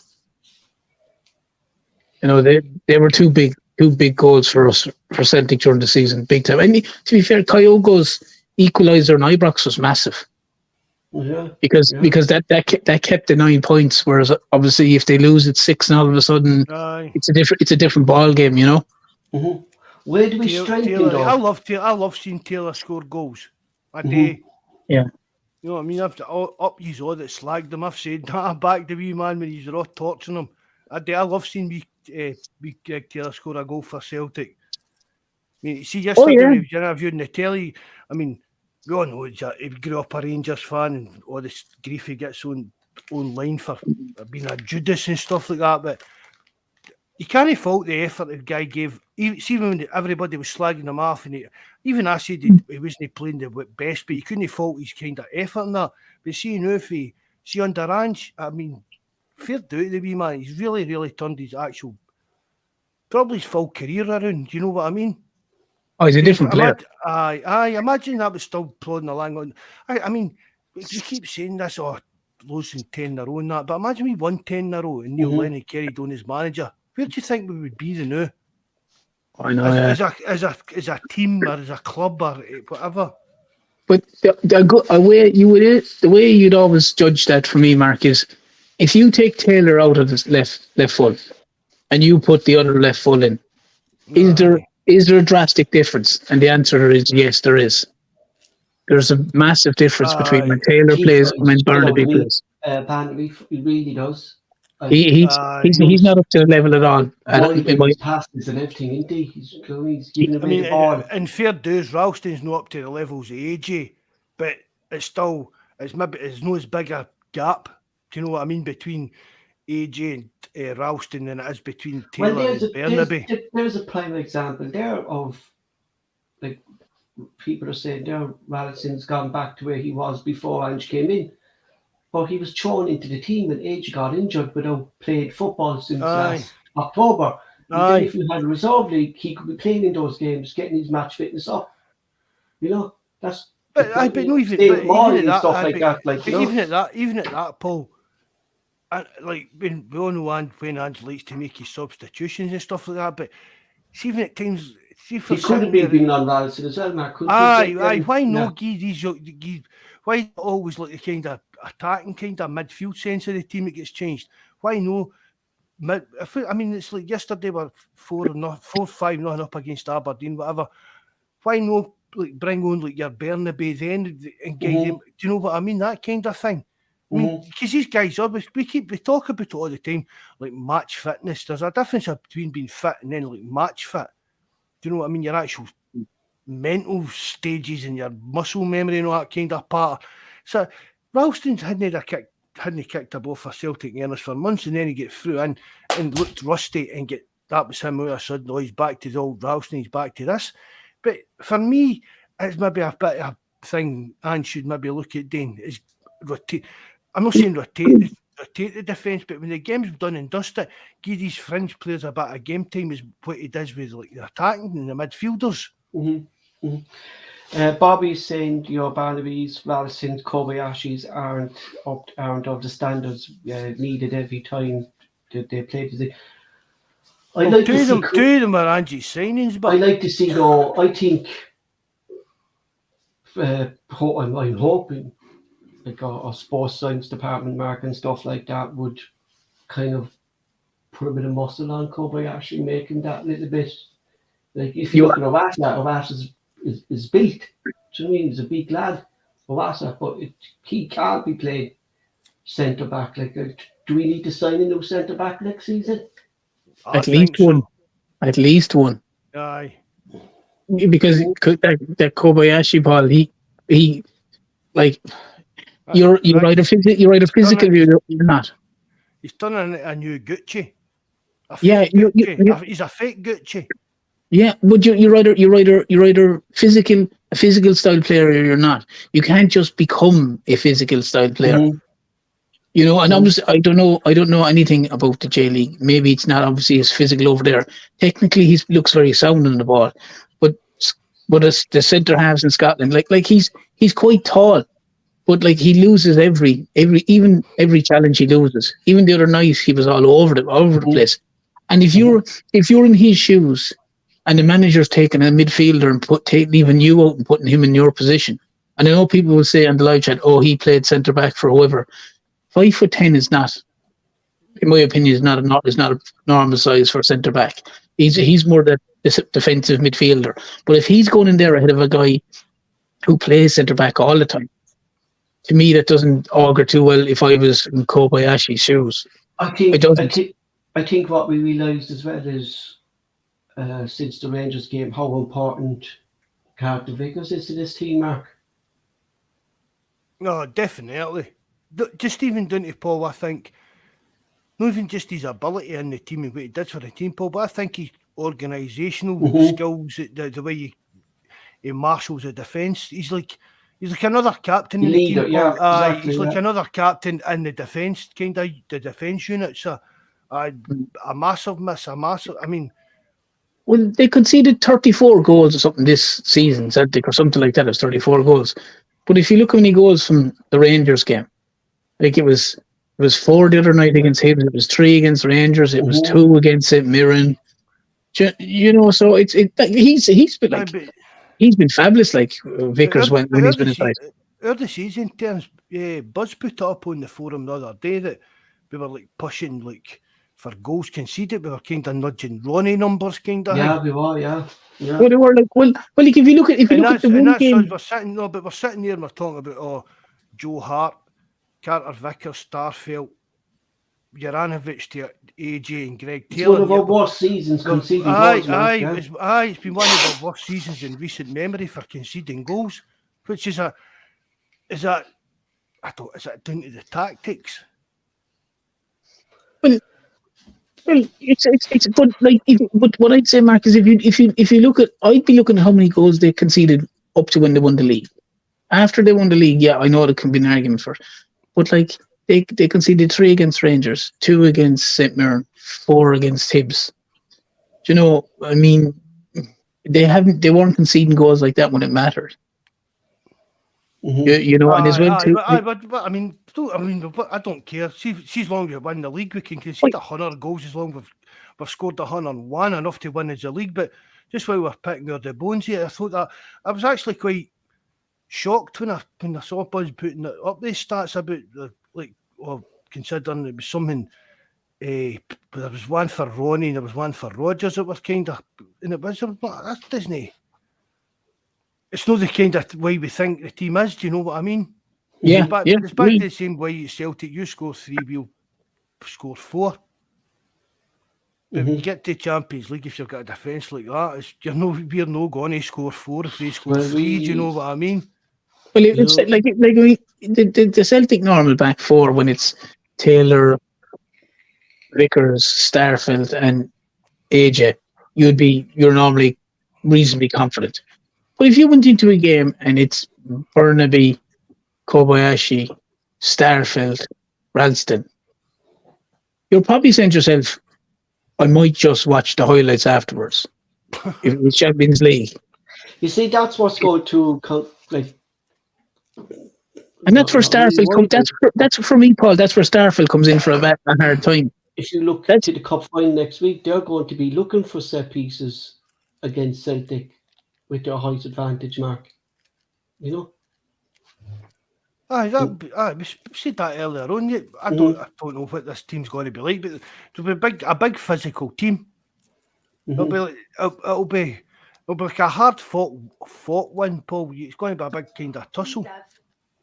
And I mean, Celtic need to start like yesterday, and if Celtic can start like yesterday and put them on the back foot straight away, if Celtic can get a goal in the first 10 minutes, they have to come out. They have to try and make some effort to attack. And if Celtic just keep moving the ball quick, whatever way they're moving it, keep moving it forward, it had to keep running the way he's running. They could be in for Inverness, Kelly, Thistle could be in for a long afternoon. Whereas if Celtic go the slow route like they had in some of the other games, it could be a lot closer than people think. Bobby is saying a left back, centre back, a CDM, a right winger, striker. That would be great. I can't see us going for another CDM. You know, I think but here's one. Do we sign a left back as an understudy to Taylor, or do we sign somebody better than Taylor? Do we sign a new centre back that's even going to dislodge Carter Vickers out the team? Why sign somebody that's you have to sign first team players. Do you get what I'm saying? Were they hoping that Barnaby would be that? Do you know what they're hoping? I'm not even talking about Barnaby, Paul. I'm talking about just in general, right? What they do? Bobby's saying, right, a left back, a centre back, CDM, right wing, and a striker, right? So do we sign a better left back than Greg Taylor? Do we sign a better centre back than Carter Vickers? Do we sign a better right winger than? Do we sign a better striker than Kyogo? Yeah, you try and do it all if you can. If you can do that, because go back to the Paddy Roberts one, which is always one that brings up for James Forrest. Paddy Roberts came in and James Forrest's game went elevated because he knew if he wasn't playing well, this guy's going to play ahead of me. So you have to bring a guy in that's at least as good, if not better, than Greg Taylor. The same with if you can get them a Carter Vickers or Starfelt, and the same with the middle of the park, and the same with the wingers, and the same whatever position. If you're bringing in a guy, you have to be, from my opinion, you have to be bringing in a guy going, I know if Carter Vickers is out of the team tomorrow, he slots in, the team doesn't change any different. If anything doesn't, he's on a par with him, if not better.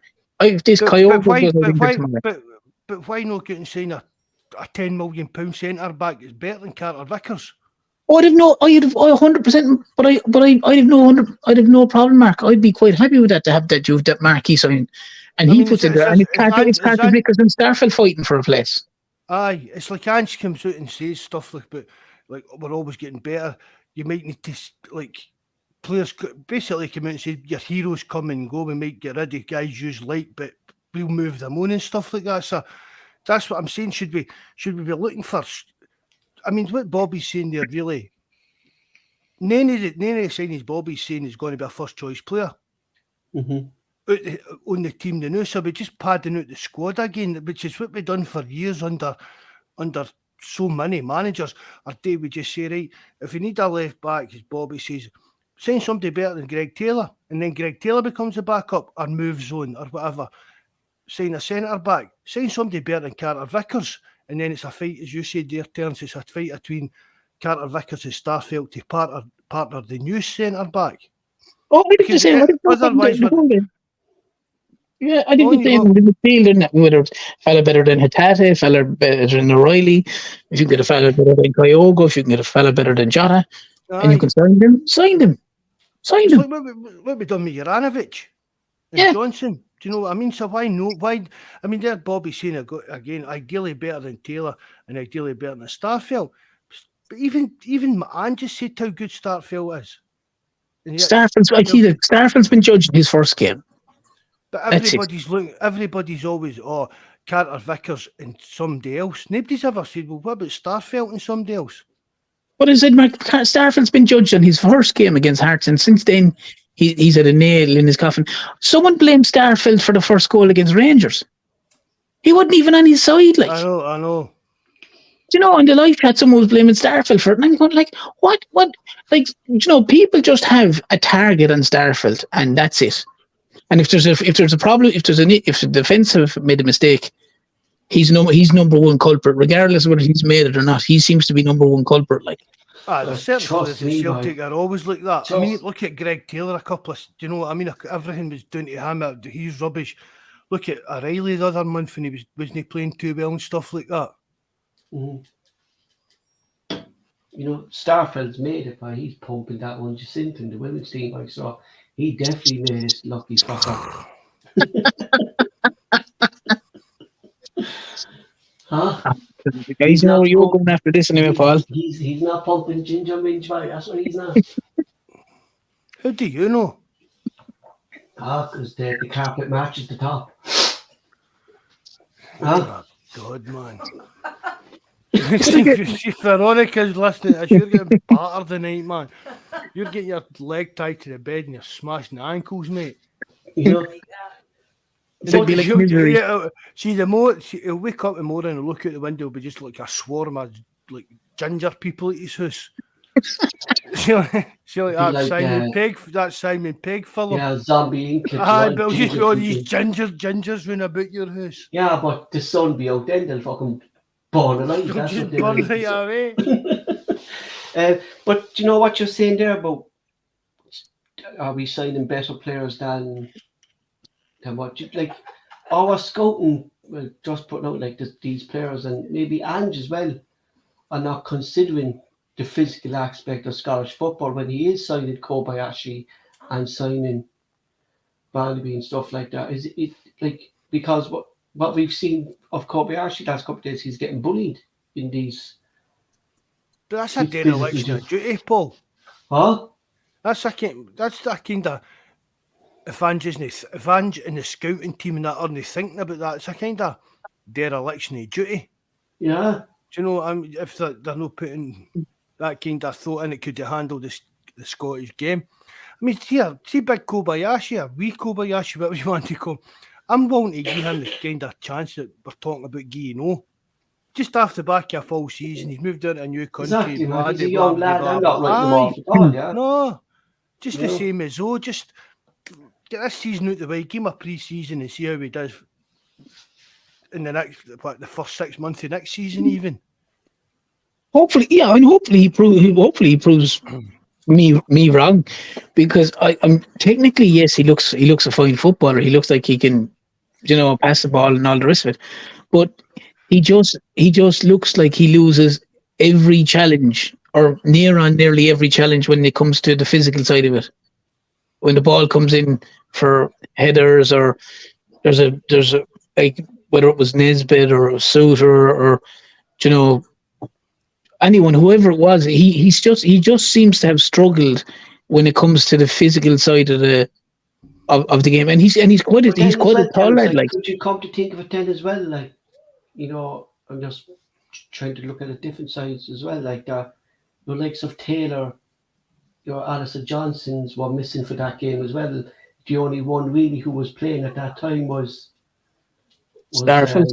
Was Starfelt. Was there not really a kind of understanding between the 4 defenders in those games? There probably wasn't, Paul, and that's a fair point. But that aside, I'm just saying, if you look at personal duels 1-on-1, how many times does he win, and how many times does he lose, and does he get out muscled or pushed off the ball?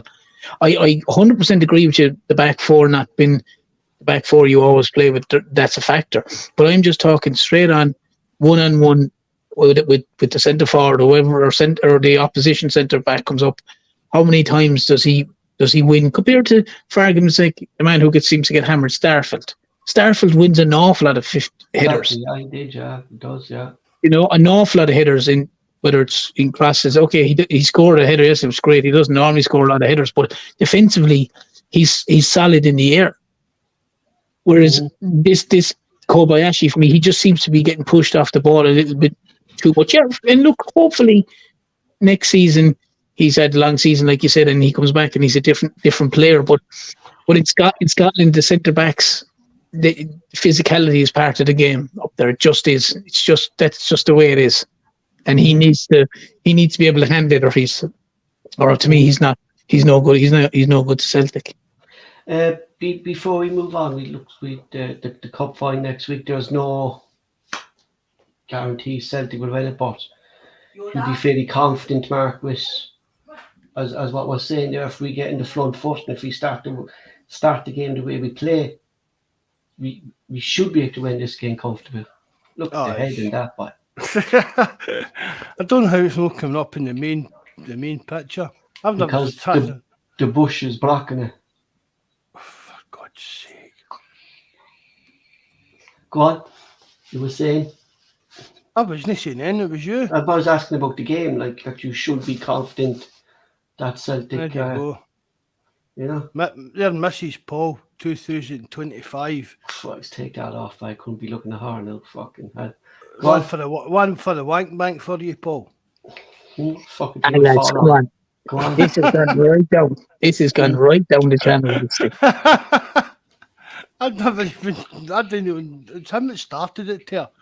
This is like a porno podcast or something like. Porno because she's got ginger hair. Control yourself, Terence. You're a married man. Ginger tube. Listen, that hasn't mentioned that. I've been quite polite tonight and all this. It's that other fella from Cork up there. He's like a. I don't know. I'd say he got up in a gust of wind at the minute, the way he's talking. I think he's sexually frustrated, Terence. Oh, I'd say, yeah. Big time. That kind of like, putting a lot of hours in at work and doing a lot of driving and probably neglecting his wife's needs and that. Wee bit of animosity there. I hope that. No, he's Pervin or the Rangers captain. Things are bad. Jesus Christ, I think that's a button than that anyway. Next week, confident lads. You have to be.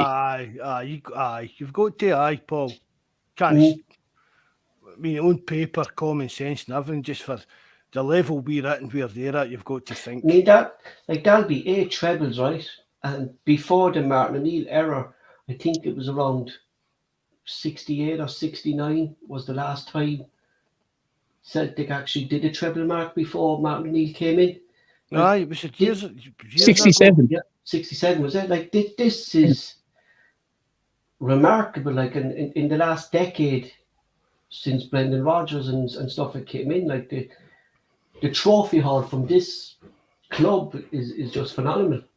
You know, really has been.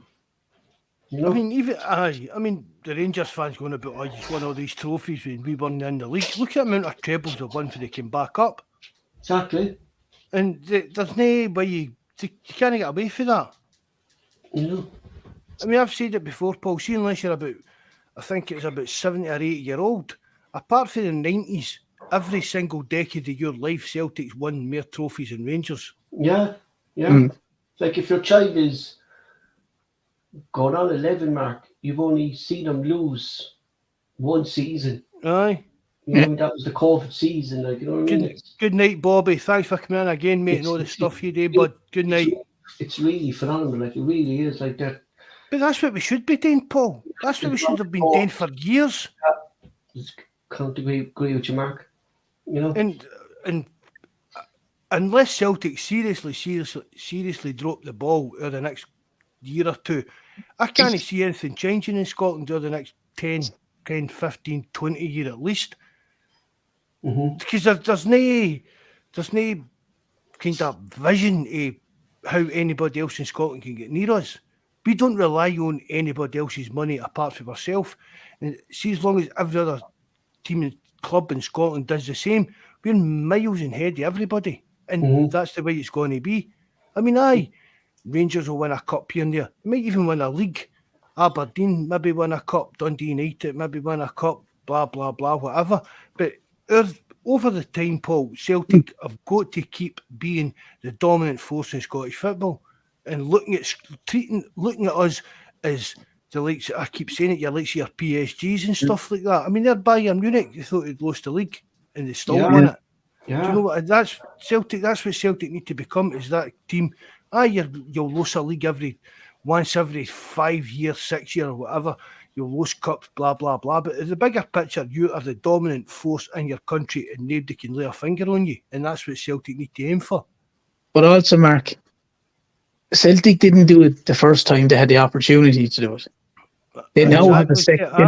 They now have a second opportunity, and they have to take this opportunity because the guarantee of the Champions League money again this year is a massive advantage because Rangers may not qualify. So Celtic are already are in a position where they're dominant. They're winning nearly every trophy. They have to this time not take their eye off the ball like they did the last time and be complacent and say, oh, well, we'll just do so and so. No, I think as long as Postecoglou's in charge, that won't happen. I think the changing shift, if that sounds right, came when Lyle stepped in as CEO and Nicholson and that took over. I think it became, look, we need to look at the bigger picture here, and I think Peter Law was just happy to be the big dog in Scotland, whereas I'm hoping Celtic now realised that they don't need to try and be they are the big dog in Scotland. They need to try and make their mark a bit wider afield. Oh yeah, and Mikey Nichols deserves huge credit for the season as well. He deserves massive credit. I still not heard the guy speak. And do you know what? If he got a wee squeaky voice or that. And he's probably happy with it. Aye, but that's what a CEO should be doing, Terence. Yeah. I mean, it's like we're talking about Daniel Levy at Spurs here. Look at the difference. This guy, everybody knows what Daniel Levy's like. He's this kind of... but don't get us right. Don't get us wrong. See, Peter Law was regarded as the same type of guy as Daniel Levy. He was one of the worst... one of the worst guys to try and negotiate and to try and make a pound off it. Law was the exact kind of same, which... we saw the fruits of that with the transfers we've done. Do you know what I mean? They're Frimpong, if he goes for £50 million. Yeah, exactly, yeah. I mean, what's that? We're due about £12 million off of that. I mean, that's that. You can't fault that kind of negotiation level. Mm-hmm. And Well, plus, we're going to be that's getting, you can. I think we'll be getting 2 million off Bournemouth as well, Mark, for them staying in the Premier League in the Christie deal. See that you can't fault what Peter have done. I've always said that money Well, we won't wise be in and this stuff position, like Mark, that. without his dealings. No. You know what I mean? Without him being this operator that he was. But biggest mistake was signing players. That was his biggest mistake, signing all these The input he had in for it and that. Yeah, instead of getting one good player, he's buying 3 different players for that same price who aren't of the same quality. But I think a major factor as well, then, which didn't help a lot of it, was the fact that Rangers had been liquidated and gone and broken down, whatever, and then the kind of it was nearly kind of a given that we'll win the league regardless of what kind of side you put out. And not just like my biggest thing about that is like not just Celtic, but the likes of Hearts and Aberdeen as well, Mark, to put Rangers to bed when they went into liquidation, for them to expand more to get the revenue in. Do you know what I mean? But they never did. They were happy. Like for me, like the likes of Aberdeen and Hearts are just happy to finish third. Instead of going that extra step. I think that's the one thing that's not just Celtic putting Rangers to bed, but the likes of Hearts and Aberdeen as well. But I don't know, would they have the same kind of revenue, so to speak, Paul? Do you know what I mean? No, I know. I mean, you can look at the Aberdeen. You look at a lot of the Aberdeen games. Even Celtic playing Aberdeen during the season a couple of times. I know it's different at the end of the season when Barry Robson, but you'd look at games in Sky and there'd be a lot of empty seats at the Aberdeen games. It does. But then, Terence, sorry, Paul, there to mute the mic, you'd be Yoda going mental, bud. Sorry about that. That's going back on your point there, Terence. Like, instead of having empty seats, send their allocation to freaking Celtic. The Rangers, myself and Mark talked about it there. It's an extra. It walks out as an extra about 6-7 million over the course of the 4 games. I have absolutely no sympathy for any club in Scotland that goes bust. None in the top league, in the top flight. Because the only club that have a brain in their head is Livingston, where they've gone, right, when we're playing Rangers and Celtic, we'll give them the 3 stands. You have a season ticket, you're going down that end. End of. Whereas all this other petty nonsense of going, Celtic are playing at Hibs, right, so you can have that half. The other half, the stand is staying empty, and there's a load of empty seats over there. And we're not doing it because our fans don't want it, but we've got like 8,000 spare empty seats or 6,000 empty spare seats. And you're like, what? Like, the person who's in charge of that and the finance side of it, like, ridiculous. Yeah, you wonder what they're thinking, Terence. But then Paul, revenue Celtic have, then you're looking going, well, look what your club is doing, But they all went cap in hand to the government looking for money, saying, "Oh, we're going to go to business. We're going to do this. We're going to do that." And these teams are instead of just going optimizing their money, going, right, St. Johnstone are playing Celtic, right, lads. When we're playing Celtic and when we're playing Rangers, we know we can fill these 3 stands. I don't know how much, if there's 10,000 in the ground at St. Johnstone, for argument's sake. You're all getting to that stand. If you don't like it, fair enough, but that's part of the season ticket book. Offer them incentives, Terence. I've said that before. Offer the kids, well, you'll get a free programme and a free voucher for a pie, and you'll get pictures with the players, blah, blah. Just say, look, this is what we're doing to maximise income. Usually are all getting put in. In fact, you're actually getting a kind of free upgrade to a VIP ticket on this main stand where you can get all this and that for nothing. Because they're going to make it back with selling out of the other 3 stands with Celtic and Rangers there. But even when Mark, you just turn around and go, well, when we sell these 3 sides to Celtic and Rangers and they come twice a season, your season book is normally €350. Because you're able to do that, it's going to go down to 310. And you're still going on the day when you get to move, you're going to get a free pass for a cup of tea and whatever you want. I mean, it's no brainer, but it just seems to be that there's a small minority of fans in each clubs that we don't want them to take over here. We don't want them to do that. And the other clubs seem happy with it, but it's fine. But I will have zero sympathy if I hear something like, or any team is in the SPL that they're really struggling to survive and they need this and like these are all the teams that wanted Celtic to pay the majority for VAR. Mm-hmm. But yeah, you know, like I mean, if you're a chief executive of those clubs, I said Livingston is the only club that's willing to go. Well, we know that we can give Celtic 8,000 fans or whatever it is, and Rangers 8,000 fans. We'll put all our season ticket books in there.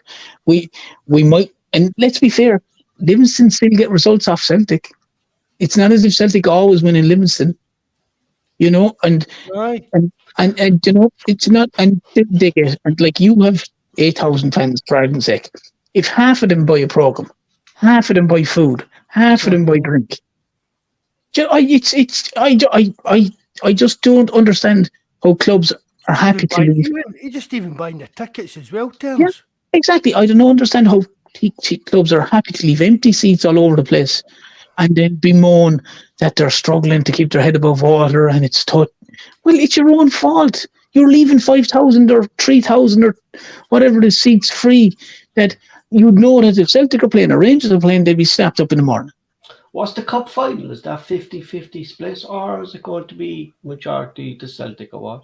I think the majority is going to be Celtic, Paul. They wouldn't sell. They wouldn't have. I say they wouldn't sell 25,000, Paul. I wouldn't think so. Like it would look. But remember Hibs there a couple of seasons back were complaining about they wanted an increased allocation, and then they got it, and then they couldn't freaking. Aye.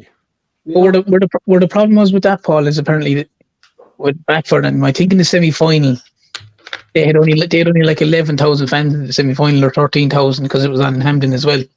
And then the argument was for, well, we want 25. But you only brought 11,000 or 13,000, whatever it was, to the semi-final. Why do you want another, 10 or 12,000 tickets? Like, where are they going to come out of? Like, But definitely something that I think should be looked at. Even, I mean, I'm saying, move them more into one stand, but see, even at these games, I mean, and I'm not just putting Celtic in this. Rangers the same; they've got a massive travelling support. Exactly, Mark, You kind of sell it out your game to your own fans, be like section. Do you know what I mean? And then you just wherever it is, you have a line of stewards, and then the rest of the seats are sold to Celtic fans. It walks out, Mark, around between the 4 games of Celtic fans travelling twice and stuff like that. It walks out about 8 million in revenue to the likes of Aberdeen, Hearts, St Mirren. So that's 16 million, Paul, if you include Rangers. No, that's including Rangers. 8 million. Okay, so 8 million. So like, so they're willing to forgo 8 million, 8 million, just to be petty. But the problem is the whole pettiness thing. This ticket thing in Scotland has gone through the roof in all the clubs. It's gone. The whole thing started a couple of years ago and it's gone farcical. Hearts are doing it with Hibs. Hibs are doing it with Hearts. Hibs are doing it with Celtic. It's gone through the board, and obviously, Celtic and Rangers weren't going to have any empty seats when they're at home. But other clubs are willing to do this, and it just baffles me that the money men who are in charge of these and who own these clubs and CEOs and the board of directors are happy to sit in a stand and see seats empty all over the place. It just baffles me. It really does. If I was one of those guys, I'd be going, no, you're going in that stand, and if you don't like it, then that's your own problem. But that's where you go when we're playing Celtic, and that's where you go when we're playing Rangers. Because we've only got 3,000 season ticket holders, for argument's sake. I think as well, Celtic seriously need to look at like some kind of ticket swap, that ticket stub thing. If you're not going to the game, you can sell your ticket on because I see every time there's empty seats, Mark, aye, there really is. I mean, every game. I mean, yesterday, even on the telly. I mean, I was trying to get a ticket for yesterday and that, and I couldn't get one. But even on the telly, there's empty seats sitting there. Do you know? There's no need for any seat at Celtic Park to be empty. Do you know what I mean? I mean, fair dues. There's people. I mean, don't get us wrong. There's all these weirdos on Twitter that want to make money to selling Celtic tickets and that, but. If you've got a season ticket and you can't make a game, there should be a Rangers do a seat hub or seat stub or something I can't mean what it's called, and you can sell your season ticket terms to somebody. Rangers do it all, but you sell your season ticket, you get a couple of pound back, and they buy the ticket, and Rangers make a couple of pound out of it. So the seat's no empty. Mhm. That's how Celtic fans were getting these tickets the other week for the Derby game. It must be easy to do. But as you said, Mark, if you're a season ticket holder, and for argument's sake, lads at home here are season ticket holder and they can't go to the game, you said you contact and just two lads knowing, we'll go over, we'll get the ticket off you, and they have a season book. And as you said, for argument's sake, you contact the ticket office and go, look, I'm not going, but I'm selling my ticket to this individual, and they have a code or whatever it is, and they go up to the shop thing and they have the code or whatever, and they give them the ticket or whatever. I don't know, whatever system is there, but it's not that difficult to do. You don't need to know who you're selling the ticket to. Mm-hmm. But it's just a case of, look, I'm not going to the game, but I'm throwing my ticket for sale. I don't know, I say a ticket, say £30. You maybe get £25, and Rangers or whatever get £5 out of doing the deal, but it's really, the seat's full, you've not lost any money out of it, and somebody's getting to a game. Oh, yeah, exactly, and that 100% agree with you. And it's not rocket science to do, you know what I mean. It really isn't, like. But there is a hell of a lot of empty seats at Celtic games all the time. Yeah, in Scottish football in general, it's.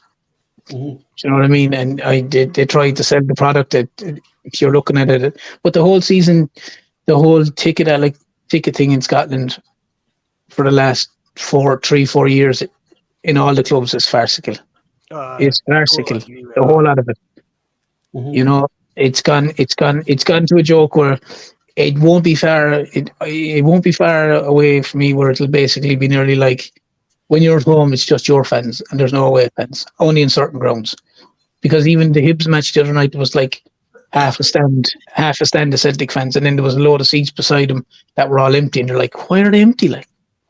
Just give them that area. I don't know. I don't understand it. Like, but that's it. Just move the area by area terms, and then put a couple of blank chairs and stewards. And as you sell more tickets, all you do is move the line of stewards and the blank seats out a wee bit as you sell more tickets to the opposition fans. Yeah, you know, and you could see it. Hearts did the same this year. The Celtic allocation was way smaller than it used to be. Mm-hmm. You know, actually, Mark, you probably know this. Know that security guard he's always at the Rangers game, the Stunge Stewart, they call him. Aye. Why is he wearing football boots? How would I know? He wears football boots. How am I got to know that? He wears football boots. That fat cunt couldn't fucking run if he fucking chased. Do you know what I mean? Imagine being chased. Paul, I don't think he'd take you, mate. He's an MMA guy, Paul. Do you know what? I'll give you an answer for Paul now. Do you know why? This is genuinely why I think. For all you know, he could be wearing football boots for argument's sake. If someone invades the pitch, there's a better chance he's going to be able to catch them in a pair of football boots than a pair of runners. But that fat cunt couldn't make it up to the halfway line by if he chased me. But I wouldn't be surprised if that was a legitimate reason. That if he's running, I think so. Yeah, a pair of football. I was thinking to myself. Do you know who we're talking about? I know who you're talking about. I was thinking about is this fella hoping that guy thinks he's Kevin Costner the way he runs about. Yeah, the bodyguard and that. He probably has the full kit underneath the shorts and everything, the socks, the shin guards, and if there's short players, the Velcro pants comes off or something straight away. No, those ones with the buttons at the side years ago, just rip it off and full Monty thing. There one that even then saying short at the back number 9. So that's you slagged off the Stone Steward. You've slagged off his bird. What you got today, Paul, man? You're pure target in your back here, lad. I can't go off the Glasgow top. That's what I can't. I won't be helping you anyway. You know, Jesus Christ, he just always has a face in my. He's a wee fanny, but he's funny. He's still doing a job. That's his job today. That I know he looks like a wee idiot and makes himself look a bit silly at times. But I know, yeah, but you don't wear fucking football boots. No one else is wearing them. Like you know. You'd Everyone's you'd be surprised. I'd say you'd be surprised because I would only assume it's I for a can pitch invasion. guarantee you now. I can guarantee you now that because the Rangers are so stuck for cash, he's not getting paid for the month. He's probably missing 3 studs in the boots because he's not getting paid by Rangers. He can't afford to buy studs. He'll be still getting paid for his fucking company. You know, walking there on every fucking 12th of July with his fucking orange breed and shit on top of it. You know, You had a bad day today, didn't you? I know, man, Paul. What's happening? lads, it's a time to celebrate. The Huns will melt on. Why can't we not take the piss out of them? You know, they're very quick to You take in the your piss. period, Paul? What's that? You in your period? Oh, that was that's Here, what, Paul. I'll swap you some HRT treatment for Slim Fast. that fuck's sake. But he could do the first thing I said. That's why he could. Who could? Me? The Fuck short. you. Man, What? but short. Aye, good job. I'll be in Mhm. the next ferry earlier. But a ginger see you, Jimmy, we're going. You know, Jesus Christ, they'll charge off for 2 by the size of that bush coming on the bus. That's what they would. That's it for tonight, lads. I think we'll just do a veil of that then. That's a good time to just do a veil of that. Hopefully, we're here next week. We're celebrating another treble, you know, and who knows who we're going to take the piss out of next week from the Rangers. I guess speakers Lana Wolf or something. But don't start them on her. Jesus Christ, we'll all get herpes off the microphones. That's what we would. You know, like they'd be. Do you know when it's sunny and you can see the dust flowing in the thing? That'll be coming through the microphone. The herpes, the dust be coming through.